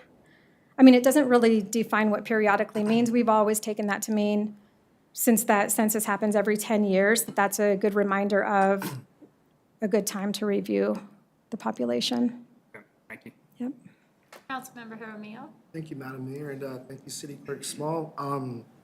I'm sure I have the question that Councilmember Burns has. What will happen to a council member if they were placed in a different ward? If they lived in a, get placed into a different ward, let's say like Ward 1, or possibly Councilmember Burns lives, becomes Ward 3. How would they just still serve their term and as Ward 1? And that's why we would want to, do this and have it in place before the regular city election. I mean, it's always a priority to not draw somebody out of their ward. But if that would, I've seen other cities where that does in fact happen, but it aligns with that election, and that council member would cease to be eligible to serve that district or that ward. Right, because right now it's not contiguous and compact, just to use the words that are in there. So, Right. Other questions. So you started listing off the amount of people that are going to be moving into, that we're going to be moving to and then moved into Carl's Farm. Do you have those figures too for? Those are units only. Okay. Yeah, so those aren't people, those are just the units. And then we applied there was a formula when the housing information was brought forward to city council, and so we used that formula to estimate the number of people in those units. Cool, thank you. Makes sense. Councilmember Kondo? Thank you, Madam Mayor. Two questions. First question is, you described the inflow or increase in people in wards 2, 3, and 4. Wouldn't that also then say that you would also have to adjust the boundaries for Ward 1 as well? Potentially, yep. Okay, so that is within scope. Absolutely, yes. In a redistricting process, we would be looking at every city ward. It's just that we know that wards 2, 3, and 4 have had new residential developments. Okay, got So it. that's the only distinction. And I guess if it does come down to it, maybe we do an arm wrestle sort of thing. I don't know why everyone's freaking out about it. It is what it is. I don't know. I'm just trying to add levity. My second question, though, may stir the hornet's nest, and I beg forgiveness. So this House bill in 2021 that mandated the sort of accessibility thing, and maybe somebody on the days can help me with this historical perspective, but it sounds like it's an unfunded mandate, unless, is the state going to help underwrite or pay for some of these expenses for us to meet a state law? I think that's an accurate representation. Okay. Unfunded mandate, Yes. Well, I'm looking at our former That's often why they CML. put off the deadline when you have to have it done by, because they're kind of giving everybody a heads up, better start counting your pennies. Okay, gotcha, It's a heavy lift for everyone gotcha. with no help. I'm going to stop there because I know this is not our primary. Thank you. Councilmember Byrne? Thank you, Madam Mayor. I was just going to ask about the digital signature system. You don't have to answer this like now, but just how much time and paper, what is the human capital potentially behind that would be saved? You don't have to, like, if that's a weighted question. Yeah. I don't know, honestly. That one is not being recommended. Yeah. I do think that provides an opportunity, it provides some space to go back to staff, identify the features that are most important to staff, and then figure out a different solution to be proposed. We looked at some of the most common systems that I'm sure you're all aware of that provide like the full digital signature system. There are other options. There's a difference between your digital signatures or your electronic signatures.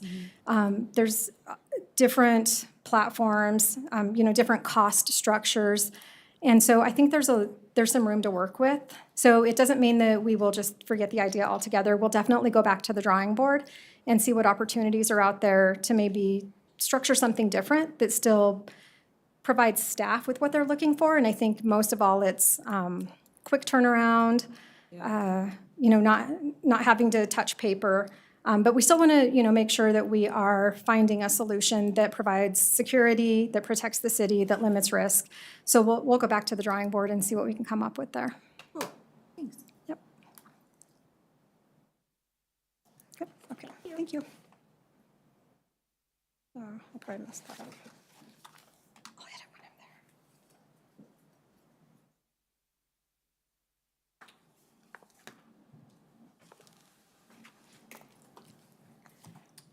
there. Good evening again, Mayor and Council. This evening, I will be bringing forth one of the HR budget package requests, and that is for DE&I training for our line staff. Some of you may recall that for the last 2 years, all of our leaders have been engaged in very targeted DE&I leadership training, and that has been everyone with the title of supervisor and above. Those training cohorts actually end this week. And so based on feedback from managers and really staff alike, staff has expressed a need and really a desire for them to have targeted in-person training as well. Also, line staff who interact more frequently with our citizens, we believe need focused training just to make sure that they have a deeper understanding of diversity and inclusion as it relates to their interactions with our citizens. And that is in line with Council's strategic priority of diverse and engaged community. So the request is for $28,000 to implement that targeted training for our line staff in 2025. And with that, I'd be happy to answer any questions.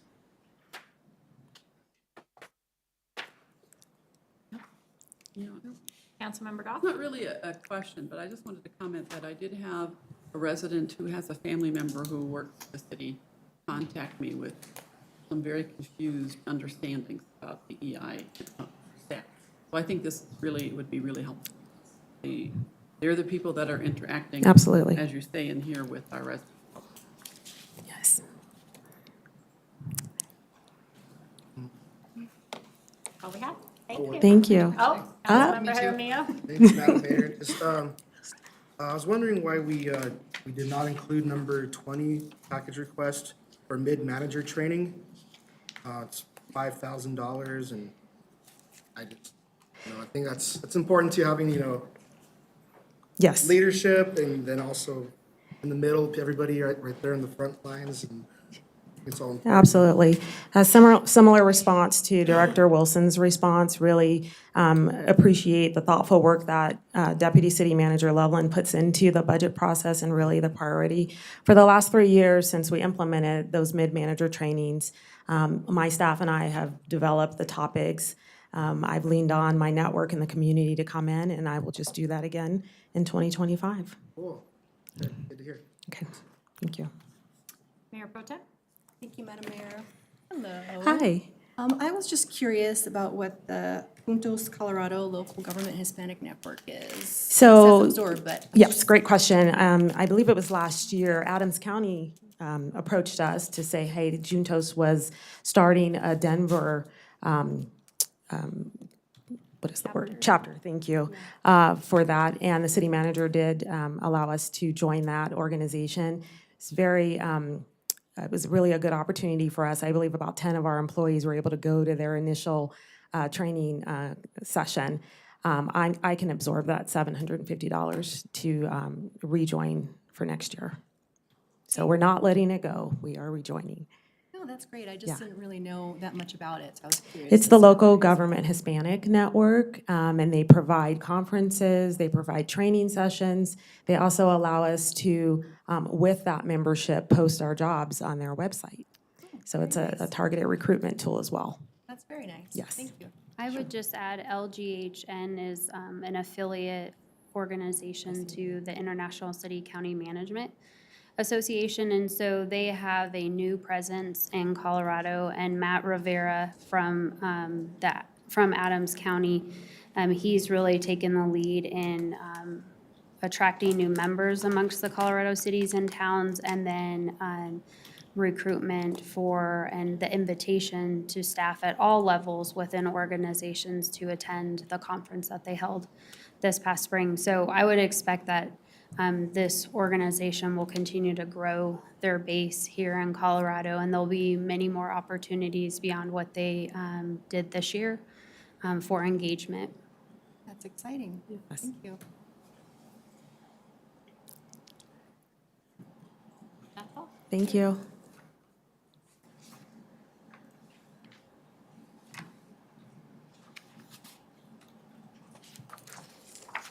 Good evening, Mayor and Council. Bob Blair from IT. We've got one package request. It's to replace our existing disaster recovery servers. We've got two of those, one located at City Hall, one at East Lake. We have an automated system that makes copies of all our virtual servers. We have over 120 virtual servers, and so we maintain a copy at each location in case of a disaster. They're also useful if there's some kind of problem with the server from an update or something else, we can pull from those. So that's what those are used for. Those are on a 4-year replacement schedule and due for replacement. Can answer any questions. Councilmember Burns? Thank you, Madam Mayor. This is a co-question between you and Director Dixon. What happened to the HRIS system from last year? Let her answer that. Great question. Thank you for that. So what we attempted to do was put an RFP out to solicit bids for that. And we received bids that ranged from almost $500,000 to $40,000. So really did not get back really the quality, I will say, system that we needed to be able to request a budget package for this year. So our goal is to release that bid again at the end of this year so that we will have the direct amount needed to ask of council for 2026. Okay, perfect. Thank you. Thank you.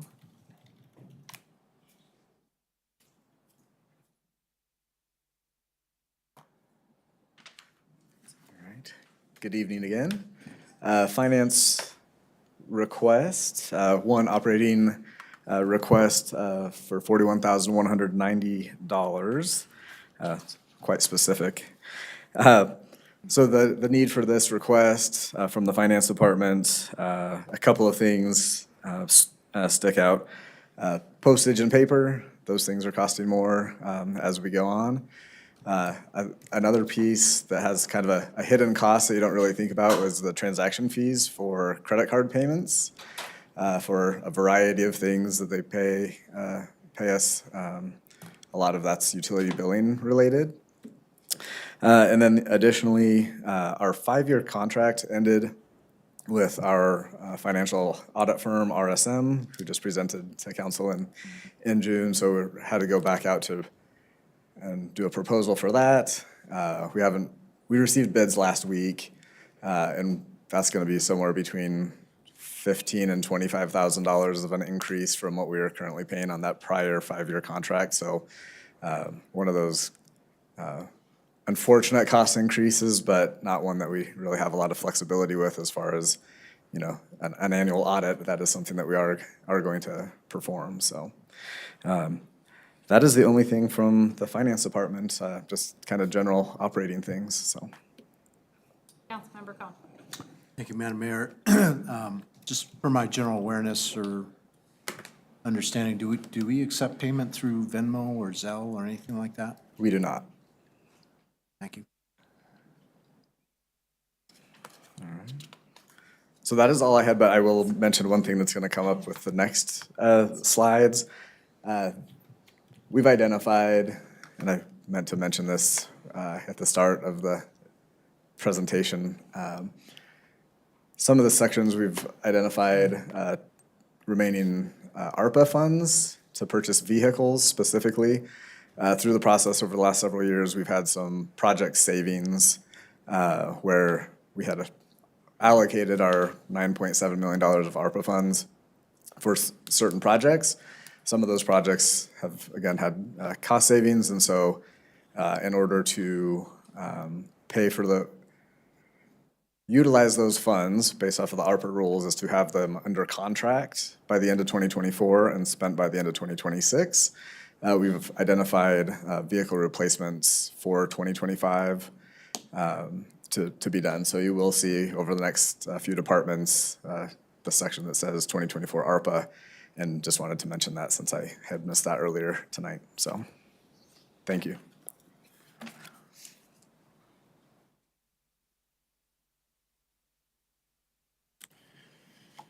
Good evening, Mayor and Council. And Jason just took a third of everything I have to talk about tonight away. So in addition to that, we're also requesting to get our iPads replaced for code enforcement.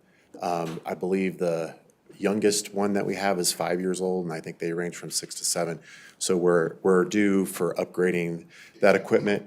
On the sustainability grant program, I had attempted to make a unique request this year to create a placeholder balance for grant funds. And part of the logic behind that is we put together a matrix of grants that we can go out and try to pull down for next year. One of the biggest challenges that we run into is a lot of the federal grants say you must have the money already secured. And so that process of going to council to secure those funds and still meet those deadlines is one of the intentions behind this ask. In working with Jason and Heather on this, what we're going to do is that we are going to do our best in an attempt based on how we prioritize those, which will be part of the climate action resilience plan that we're working on, is how we prioritize those. And if we know that there's something like that coming, we will get in front of it and we will try to figure out if there's an opportunity to create that local match. I will tell you that Mara's done a great job of leveraging money already. We have put in about $80,000 and we've leveraged about $240 with another $50 pending for tax credits and grants and whatnot. And as we mentioned, the DRCOG funding, which is around $2 million, we don't know what that looks like yet. We don't know what that's going to be. It's going to take some time for them to figure out how they're going to make that eligible for us to utilize. But in the meantime, there is a lot of other funding sources out there through the state as well as through the feds that we don't want to miss the opportunity on. So that was the logic behind that. We have another way of addressing that, so I don't want you to think that Jason and Heather said, that's a bad idea. No, we've got a backup plan to make that, but that was my intention behind making the ask. Answered the question. That was my question, specifically that. Was I like- try to anticipate what I'm gonna get asked, so sometimes I get lucky. All right, thank you.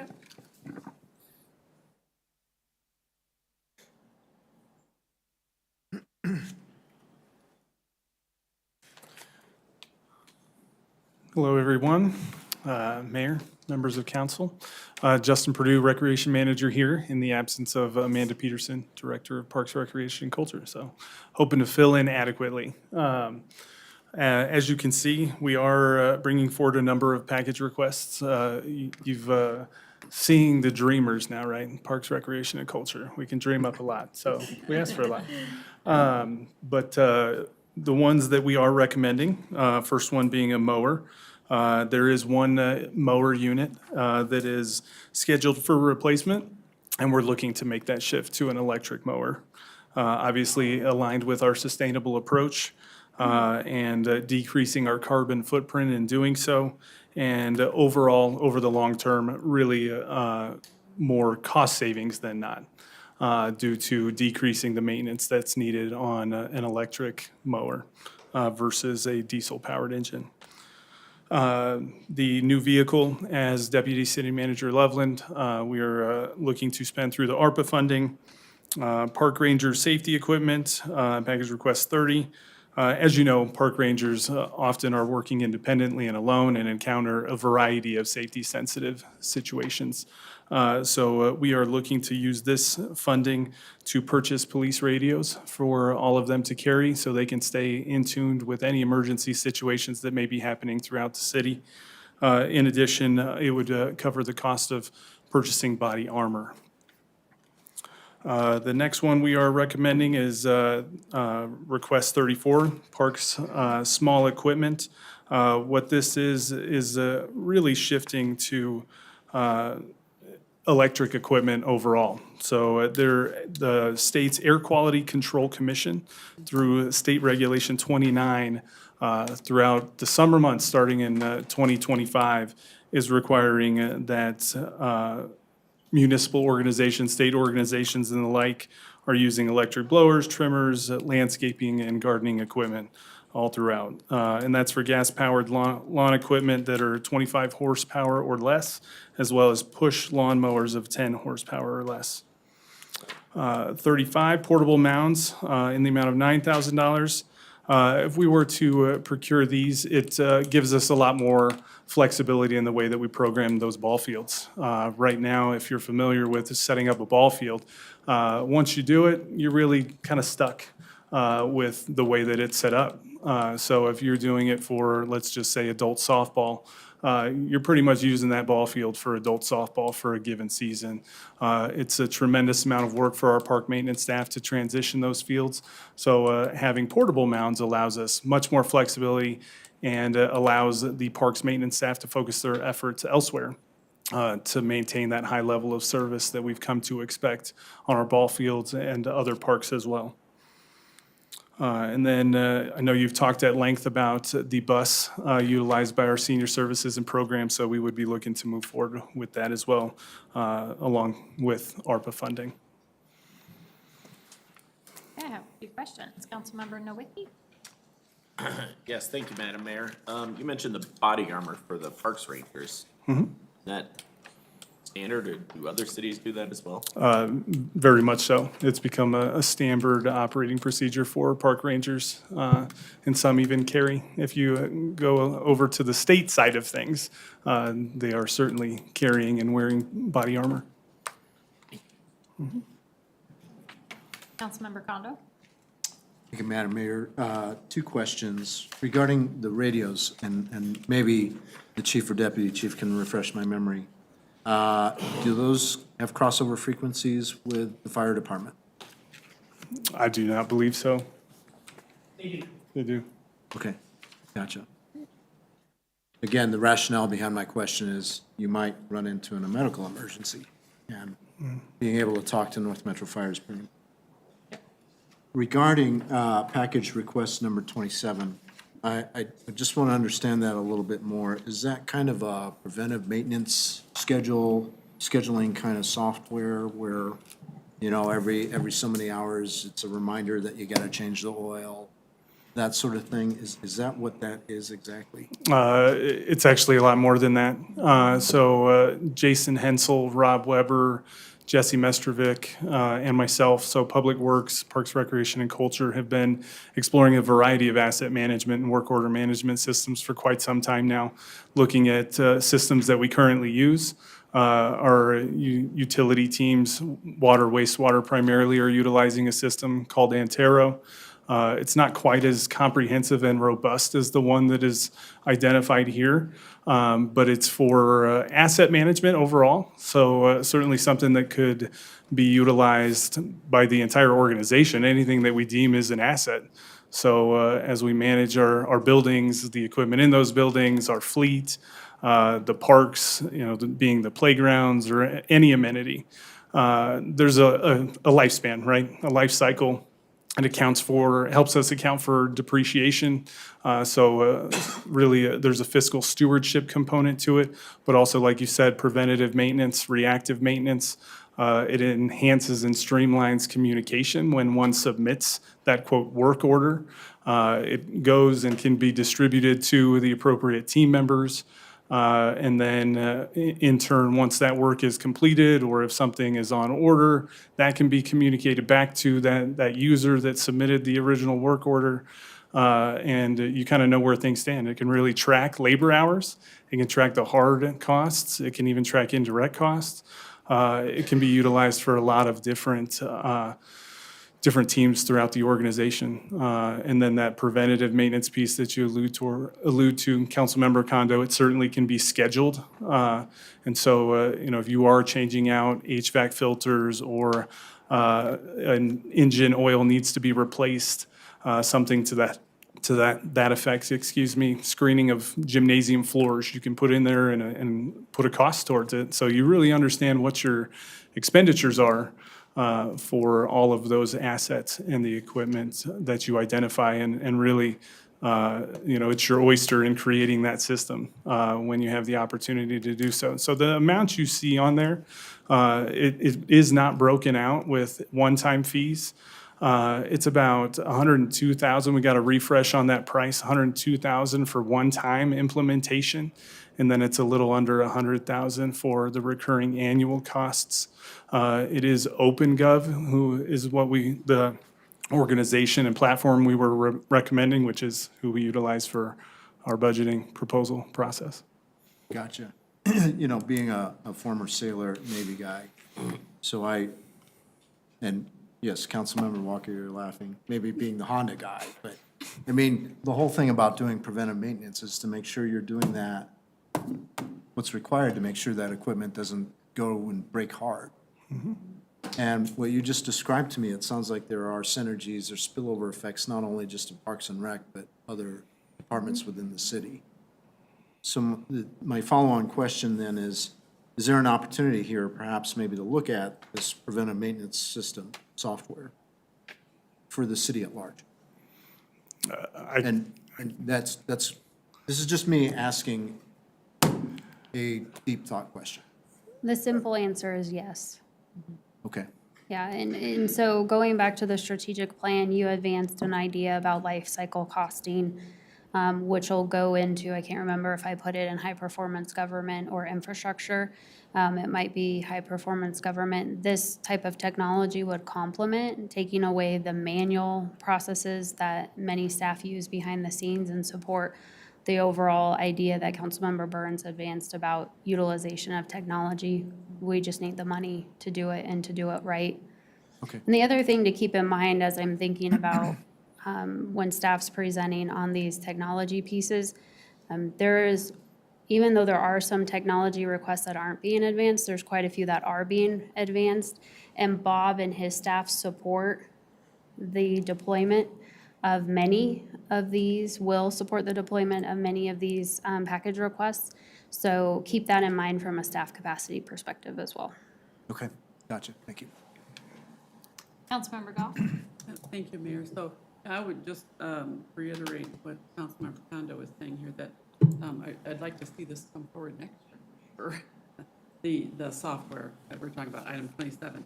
But my actual question was on item or package request 34, where it says we're talking about replacing the small equipment, the electric equipment, and it says the cost would be reduced to $29,000 if purchased in 2024. So what's the likelihood of that happening? Is there some kind of an obstacle or an impediment or to getting it all purchased in 2024? I think it's probably related to the remaining budget and even supply chain and availability. I'm not 100% clear, but I can certainly follow up with you. So there is, it sounds like, oh, then we should certainly do it, but it sounds like there might be some problems that we don't. At least minimal purchases. There's probably a little bit of equipment that we could procure in 2024, so, and then in turn decreasing what's purchased in 2025. And do we have any sense of whether or not any of these rebate programs are going to be continued? We do not at this point. We know that we are pushing forward with the funding that's available through Adams County Open Space Grants. We received recently a $25,000 mini grant to help with an EV mower, and we're looking for all sorts of avenues to help push this type of thing forward, become more sustainable. Okay, thank you. Councilmember Burns? Thank you, Madam Mayor. I would like to ask about package request number 32 and 33, which I didn't see. Oh, there's a second page. Yep. Okay, so the language that was written in here, I think written by Director Peterson, is kind of concerning to me. Specifically, the first sentence, Parks and Operations staff continue to be stretched thin and struggle to complete all operations related to tasks. And this is a no. So I'm trying to, again, like level set our strategic planning, talking about human capital and where this sort of fits in and aligns, why this is a no. I would defer Jason, do you to, want me to, or? 32, And I yeah, can 32 add and in. 33. So the logic there is that's also probably most likely going to be taken care of through the personnel adjustments that are separate from a separate line item Okay, as a package request, so, yeah. okay. And then, so same thing with 33. We just got a beautiful presentation about market increase, and I think that we should extend that to our seasonal workers as well. Yes, and it does, Okay, yeah. So so this says no. So those as no's are more indicative that they're being addressed through the personnel budget process, more Okay. so than these as separate items. Perfect, thank you. Councilmember Jaramillo? Thank you, Madam Mayor, and thank you for the presentation, but this question might be for Chief or Deputy Chief. I noticed on package request number 30, Park Ranger safety equipment, that due to increased staffing, Northland Police Department has informed us that continued use of these borrowed radios is unsustainable. But I was wondering if there's a surplus of the body armor that has not yet met its expiration date that can also be reallocated. yeah, I'm not certain, so.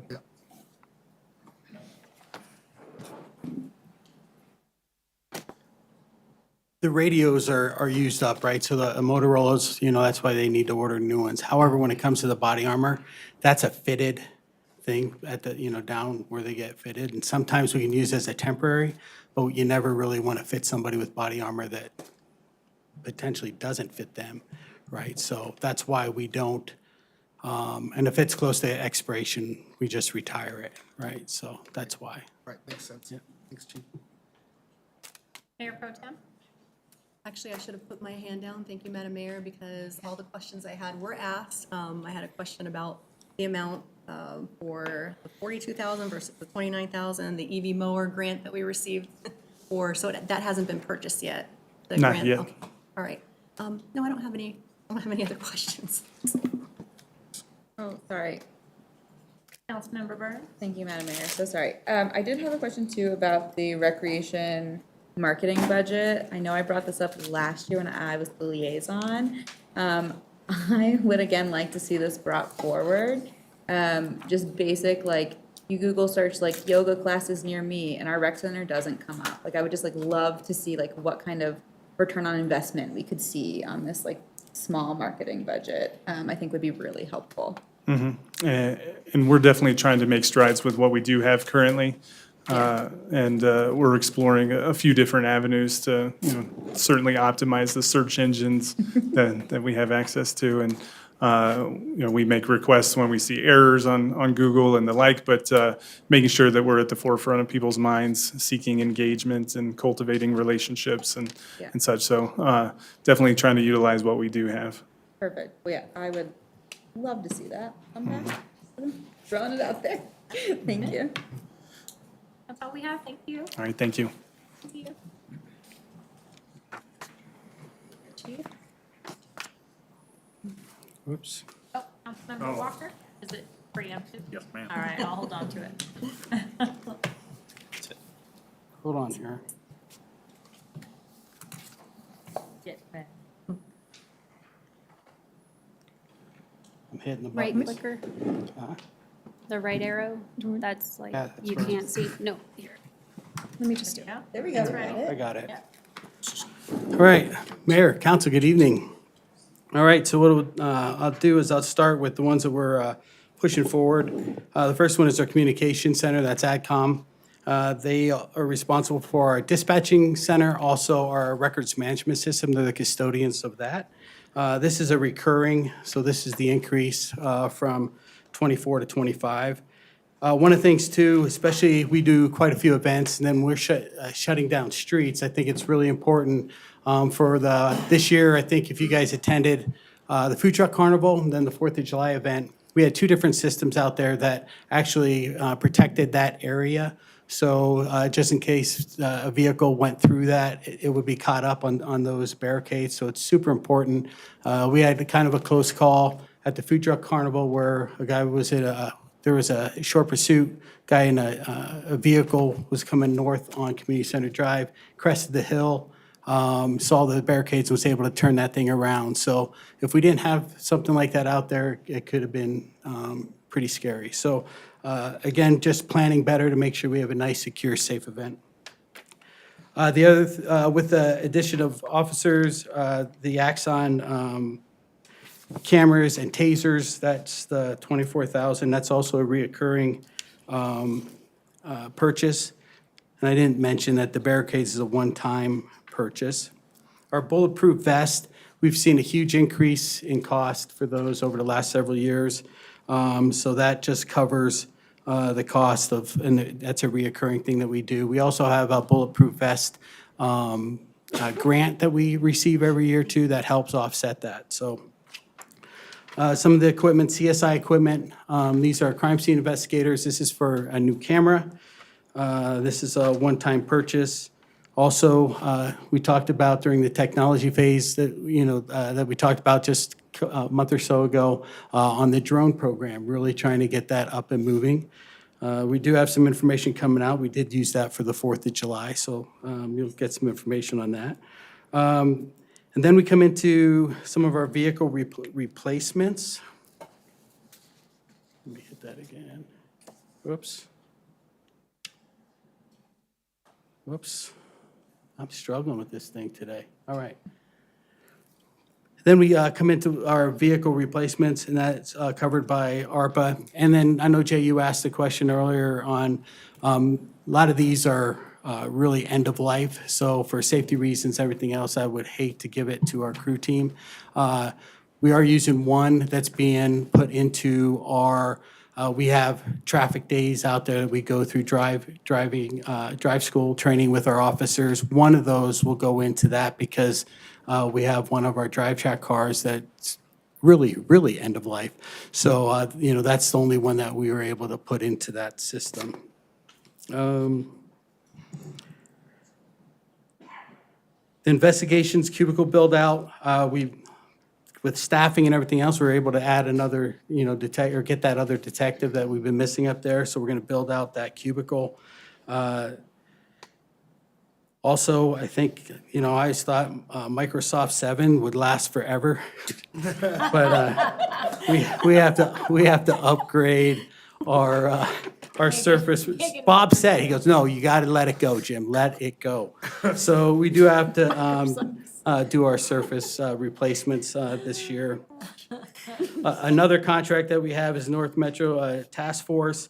This is one that's going to be absorbed. I think we're going to be able to find. It was very minimal. We'll be able to find that in our budget. And then you'll see some more vehicles through Jason took care of us on the ARPA funds to replace a lot of those vehicles. We'll move all the way down to ProxGuard printer. That's also an end of life. We're barely keeping that alive. So that's a one-time purchase. The vehicle reallocate. So these are we need to put more with the officers come on the road. We need more vehicles in that rotation. So our school resource officers currently take a patrol car to the schools. Well, these two F-150, they're white. We're just going to get them all wrapped so they look like a Northland Police vehicle. So they'll be able to take those to schools and use those at the events and everything else that they have. So that's what a much cheaper option than buy more cars. Riverdale Animal Shelter, we've seen some increases in cost in that. Important thing, we ended up end of life on our SWAT team's ballistic helmets, so we're replacing those this next year. Our TruNarc system is very important. It's also an officer safety issue where, you put that up and uses a laser to identify what drugs. Years ago, we used to have the own chemicals where the officers would have to dig in the bag, pull it out, break open some stuff, put it in there to see what type of drug it was. So the TruNarc actually identifies that where they don't touch it, and we don't want them touching it because everything's laced with fentanyl. Our current TruNarc, we were hoping that would last and be a spare for us, but that just went down. So if we need something, we have to call another jurisdiction. So we're still going to try to get that one fixed. However, we definitely need a new TruNarc. Another thing, we have a reoccurring victim services. So we share victim services with Thornton Police Department, and we've seen increases up there due to losing money in the grant that we normally get. They've been reducing the amount almost every year. So our costs have gone up to about $32,000. And then we put it back in the $34,796 for, it used to be our Youth Resource and Assessment Center. That's not quite up and running, but they're really working on a location, so that should be identified by 2025. And with that, do I have any questions? Councilmember Byrne? Thank you, Madam Mayor. Okay, so obviously the 80-hour rule removal, would love to just talk about that a little bit. Okay. So this was put forward in a package request. We know that FOP with the collective bargaining is one of their topics. I think Do you want, Jason. I can add Yeah. some additional context. Yeah, so as council knows a couple things, council will have an executive session coming up here on August 26th regarding next steps in those discussions in response to council's request for information of the FOP.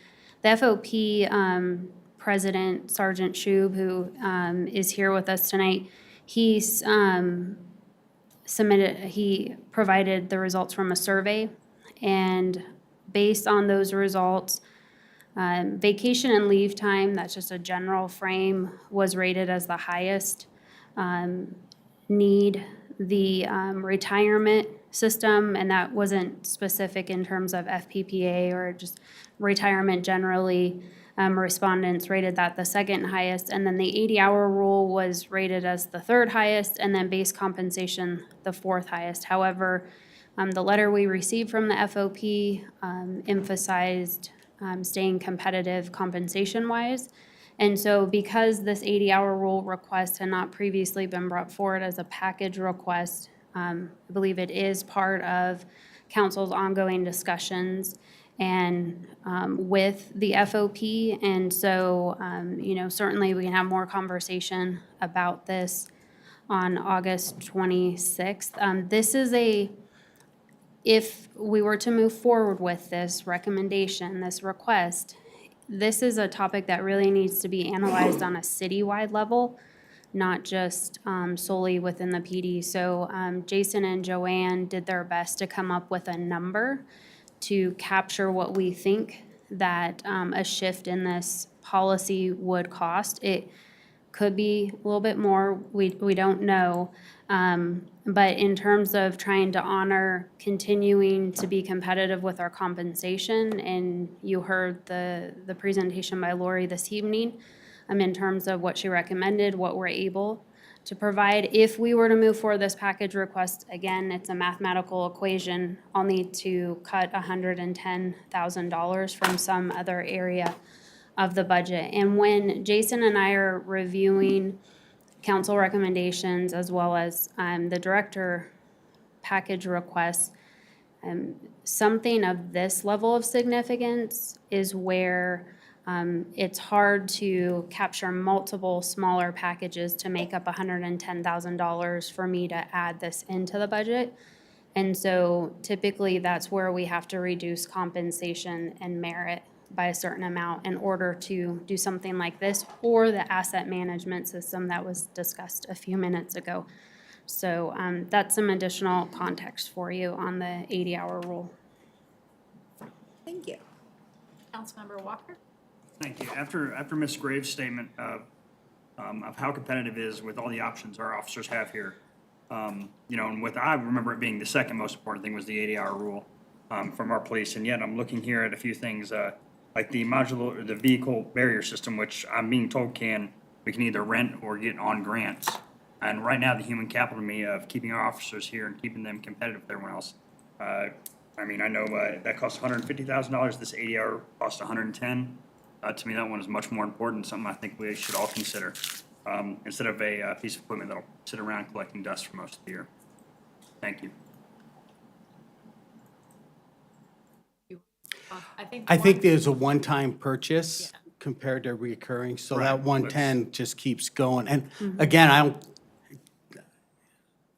I thought it was, I'll personally think, I think it was a low number personally on the 110, but Jason, like I said, he uses the finance math, so I'm not going to go against that, but yeah, but that continues on the, yeah. Mayor Pro Tem? Thank you, Madam Mayor. I kind of echo what Councilmember Walker is saying, but I also understand that recurring is a big chunk, so I look forward to having the conversation and taking a good look at it.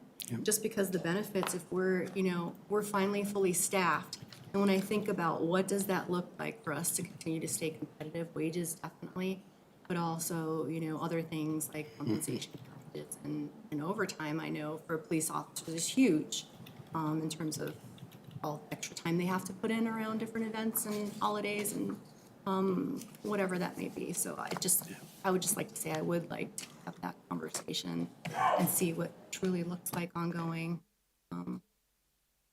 So there's that. And then the other piece is yay for the drones. I'm so excited for that. I know there's a bunch of us that have been pushing for that technology and have been talking about drones as first responders since the NLC conference last year. So very excited to see that. Lots of successes with them Yeah, this lots of last year. success, lots for of good sure. things. Yeah.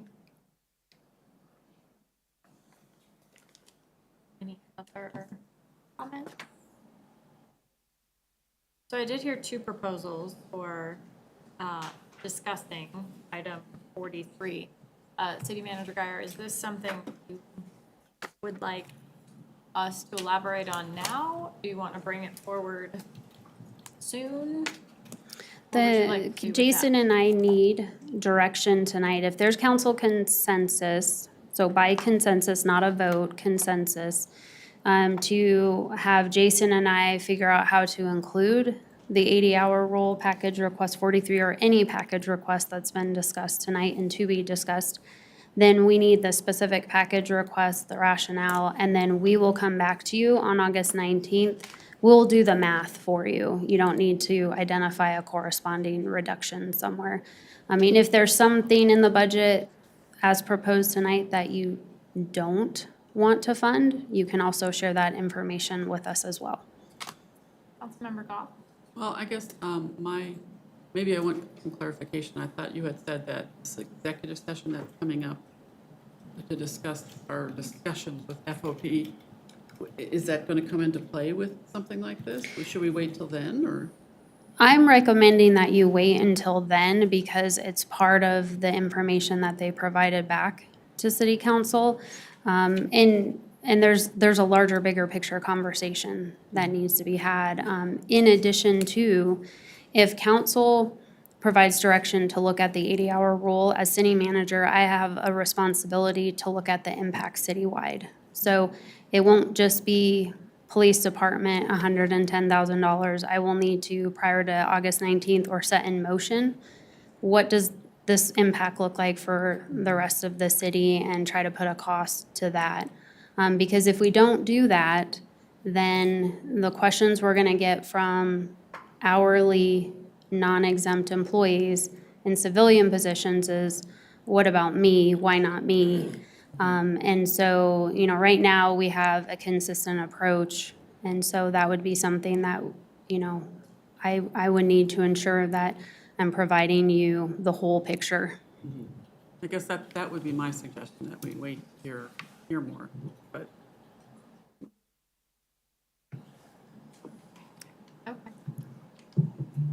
Okay. Yeah. So, can I ask clarification? If we Yes. wait more, that eliminate it from the budget? Ask again, Councilmember Walker. If we wait more, like Councilmember Goff suggested, that eliminate it from the budget? Or will we still be able to include it if we wait for this executive session? It does not automatically eliminate it. Budget development's a process, so I'll share a couple dates with you.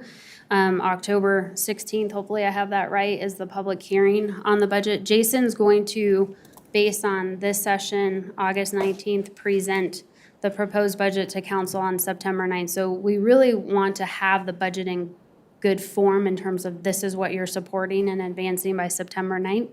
Then you have the public hearing on October 16th, and then you have the budget adoption scheduled for October 28th. So a few more touch points on budget ahead of you, yeah. So I appreciate the fact that you need to look organization-wide before giving us final numbers. I think that's important, because I know there can be, I mean, this is not to say our police department and all of our sworn officers are not worthy, but their compensation plan is very different than everyone else. And so I think it's important to make sure that we're being thoughtful in that analysis. So Absolutely. I appreciate taking that. Thank you. Okay, any other questions on this one? Great, thank you. Thank you.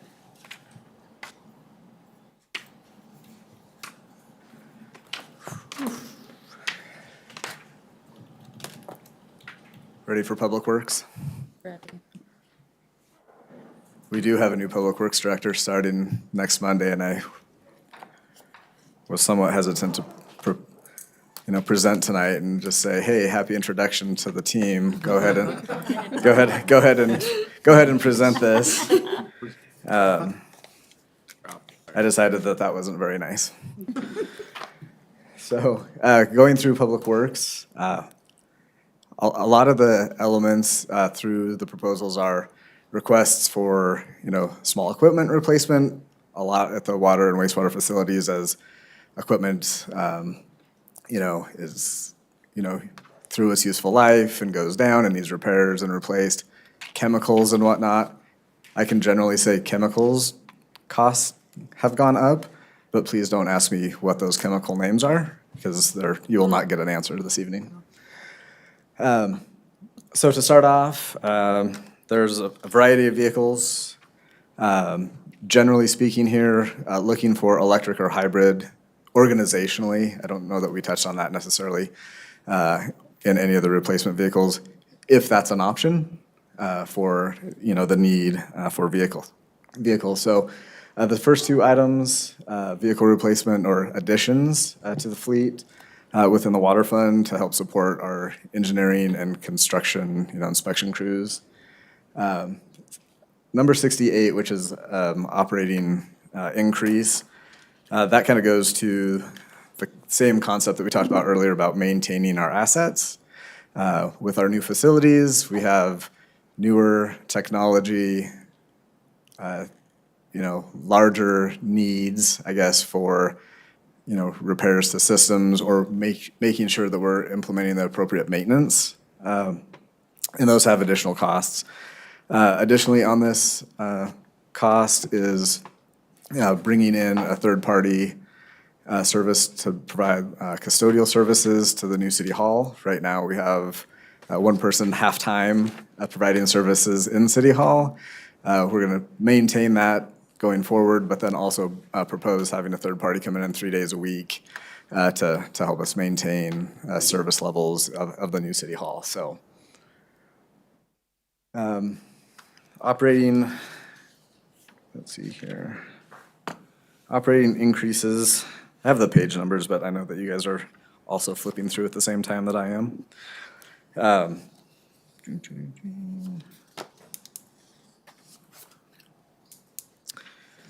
Again, this $20,000 is associated with just general, need for replacing aging infrastructure when those types of things go down. Number 70, that's a large package request. That's for a sanitation vehicle, so that would come out of the sanitation fund. Those prices have gone up a lot since I first started 15 years ago. So apparently now they're about $440,000 to replace a single vehicle. A couple of other vehicles that are being replaced. A vehicle with a grappling hook. That's also part of the sanitation team's work that they do, things that aren't necessarily easy to pick up just in the dumpsters, but we do a lot of special pickups and things like that. They need to replace that vehicle. Sanitation landfill fees, those aren't going down. So again, the sanitation fund needs some support there. Feasibility study, taking a look at Stanley Lake Dam and that spillway and checking out the feasibility, which would actually provide enhanced storage capacity for the city at Stanley Lake. So an analysis could be done, or is being proposed to be done and recommended to help support our water system. Then several vehicles that we'll put in orders for before the end of 2024, supported by ARPA dollars. Terminal reservoir riprap. Again, that helps the erosion of terminal reservoir. We've implemented a portion of that to date, and this is just to finish that project of roughly $200,000 out of the water fund, and as a one-time expense. Let's see. Various equipment, 78 and 79 out of either the water and wastewater funds. Again, utilized for emergency replacement of aging infrastructure and equipment and potentially vehicles. Those are elements of the system and services that the city provides that we need to have replaced. It's not an option of, hey, we don't have money. We need to continue those operations. So we place those in the budget annually, just out of a stewardship effort to not just automatically have these dollars in the system, but to really reflect on an annual basis of what is it really costing us, or what are we seeing a need for in the following year that we didn't know of, the prior year, that, hey, that piece of equipment, we can tell its useful life is going to happen in the next 6 months, and we need to make a plan for it. Other items. Let's see here. These are very repetitive just by fund, so I will skip ahead to something more exciting, which is utility trailer. That's specific in the water fund. There's a lot of trips up to Berthoud Pass to check on our water supply that comes from up there. Having a utility trailer for folks who take equipment to that will help in efficiency and staff time, making their checks on a semi-annual basis of that source. And then the last thing, increase to water treatment chemical expenses. Again, chemicals and other operational supplies are not going down, so we need that in the water fund to help support the system.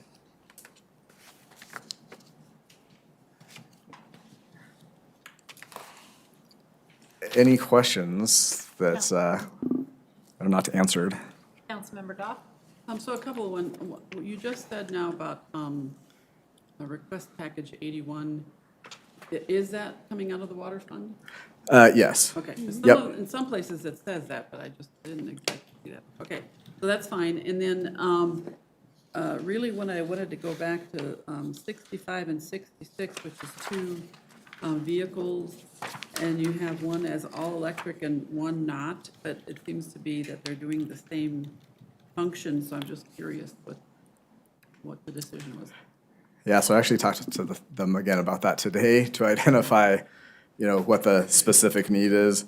The Ford Lightning, assuming that they will be available. So that's another, thing that we are trying to identify with the electric vehicles that sometimes talking to the fleet group that one week it's like, hey, if we order today, we can get whatever we want. And then we follow that, a month later and it's like, yep, and they're nowhere to be found. So again, we're gonna strive as much as possible. I think on the Lightning and the Maverick, it's just the size and capacity of what is actually it's gonna be used for. I think the Maverick is gonna be more of an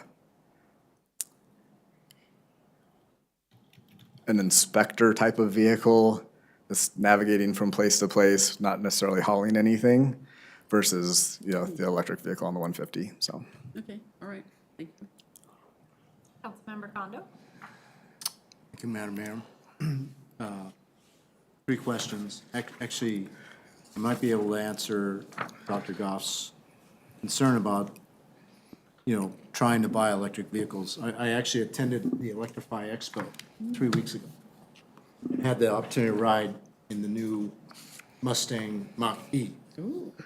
And the Ford rep was talking about, there's a backlog of Lightnings because they're taking the motor for the Ford Lightning F-150 and using that in the Mustang Mach-E. So that might explain why Yeah, well, I mean. market factors, been that way more from the people want to have beginning. a Mustang Mach-E that goes 0 to 60 in three seconds than maybe a Ford Lightning. Okay. So I just share that. It was actually a very interesting expo. Definitely recommend it next year. My 3 questions. First question, first of all, I'm looking forward to the tour on Thursday. I believe that's when we're headed up to go see the gate. So regarding items number 78 and 79 on the Chinese menu. I'm just curious, given prior years where we've had this reserve, have we busted our reserve? And will this combined monies that you have here be sufficient enough to cover for what we might expect in 2025? So specific to 78 and 79? Yes. Is that what you're referring to? Okay. So, yeah, the 400,000, so the 175,000 is out of the wastewater fund, and then the 225 is out of the water fund. So those have been pretty good, accurate marks as far as needing replacement of like unknown things over time. So the team, I know, analyzes that and submits, kind of on a historic perspective and a future look ahead on what they know. So we're confident. And with those funds, if we're going through those and don't find savings elsewhere within those funds, those are things that we'll come back to council and talk about. Part of putting these budgets and buffers in kind of the just in case is to not have to pause and come back to council for these emergency type situations in those funds to say, hey, we need $50,000 or whatever that wasn't budgeted to replace this equipment. We go through a public hearing process. It takes a month, to add money to the budget. So that's why we put these in those funds specifically to give a little cushion. Okay, understand. Line item 81, where you, again, this is the whole thing about vandalism up in the hills. So in the narrative here, it says that there's reoccurring damage and vandalism. So is there more things that are going on that we don't? There is not. Gotcha. And then my last question, line item 73. So this is an assessment, that obviously, to figure out more capacity at Stanley Lake. Is this our share with the other cities, Thornton and Westminster, to kind of do that assessment, or are we splitting that up? I am not. Communities will benefit? It's a conversation that needs to be had. I believe this is a total cost at this point. And so I think there's opportunity to cost share. That's my understanding of it. I believe that's correct. Okay, gotcha. Yeah. Thank you very much. I think that is the final question. Anybody else? Final thought? Is there the one thing about? In general, no. Councilmember Councilmember Burns. Thank you, Madam Mayor. Yeah, I just want us to, I mean, I know I sound like a broken record, and I know, thank you so much, City Manager Guy, for bringing up, again, time to implement technology, but I would just like to think about our goal of like high-performance government, and like, how much time does it take to move from spreadsheet to spreadsheet, and just like all of, like, and we're still working with paper for so many things, and like, if the environment is so important to us as well, like, some of these things just feel contradictory to me, that we're focusing on. So I would really like us to just consider that moving forward, and, that sort of thing. Yeah, and obviously the human capital thing, I think, are the two things that, not that I was disappointed by this, but I was bummed. I'm gonna say it. I was just like a little bummed about the things that had a Y and things that had a no next to it, just from my perspective. Yeah, and that's just kind of like my thought on this.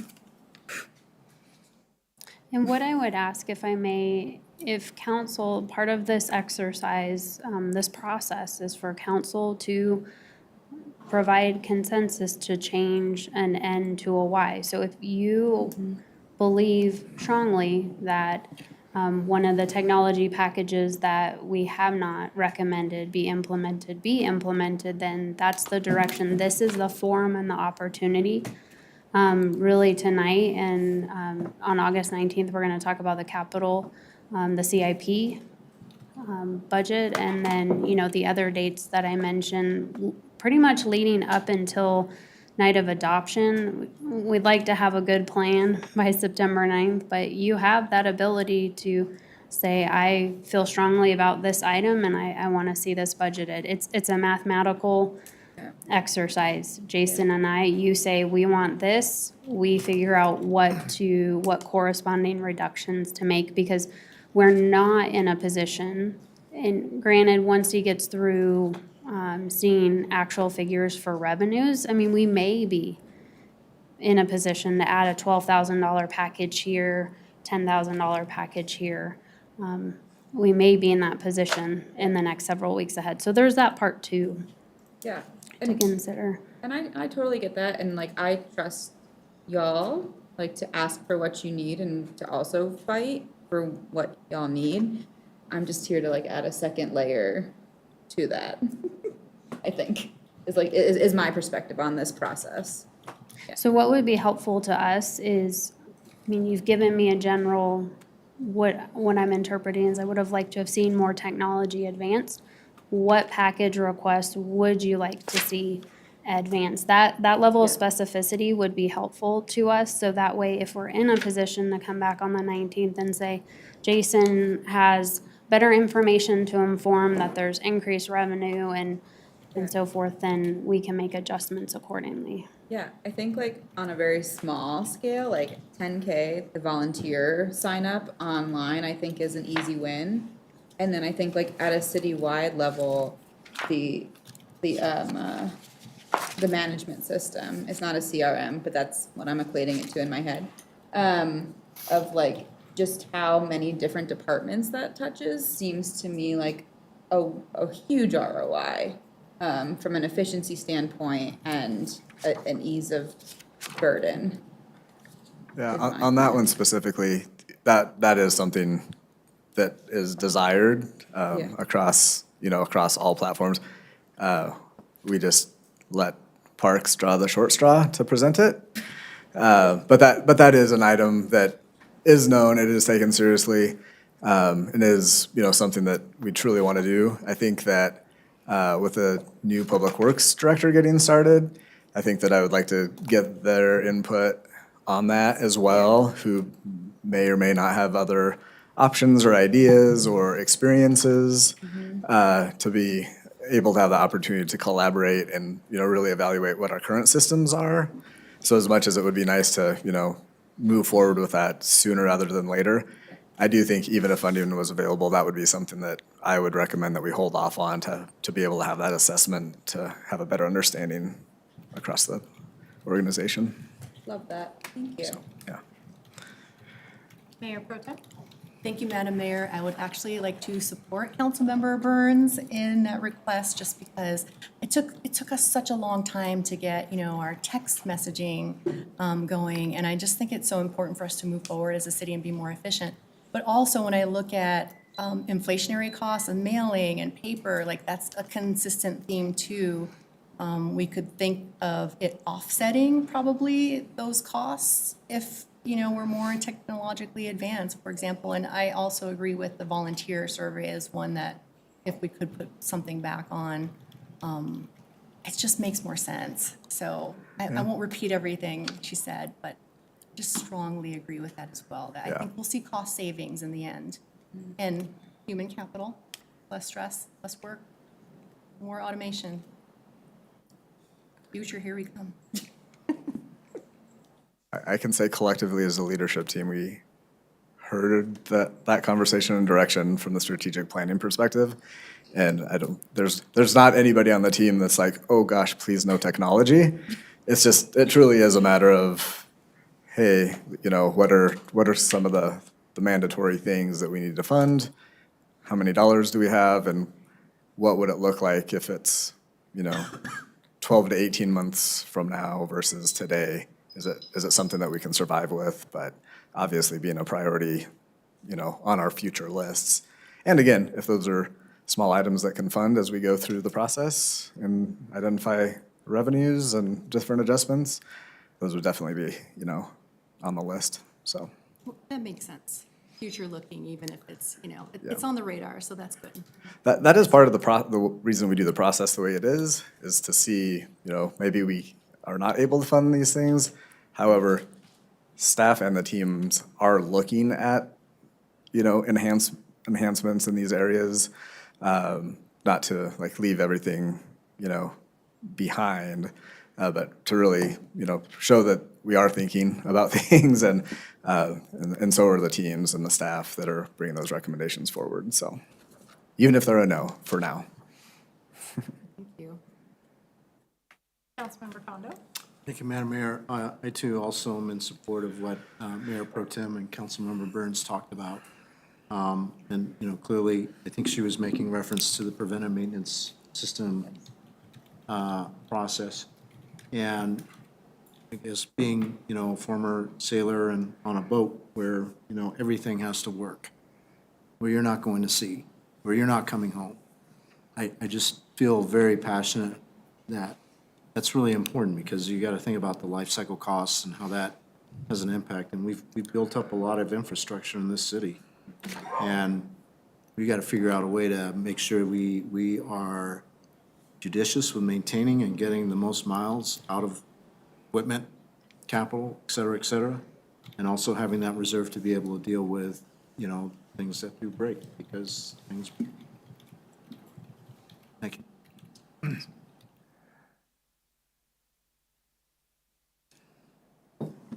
Anything else for tonight? No? Thank you. Thank you very much to staff for all your thoughtful work on the budget binder and for the hard copy. We always appreciate that.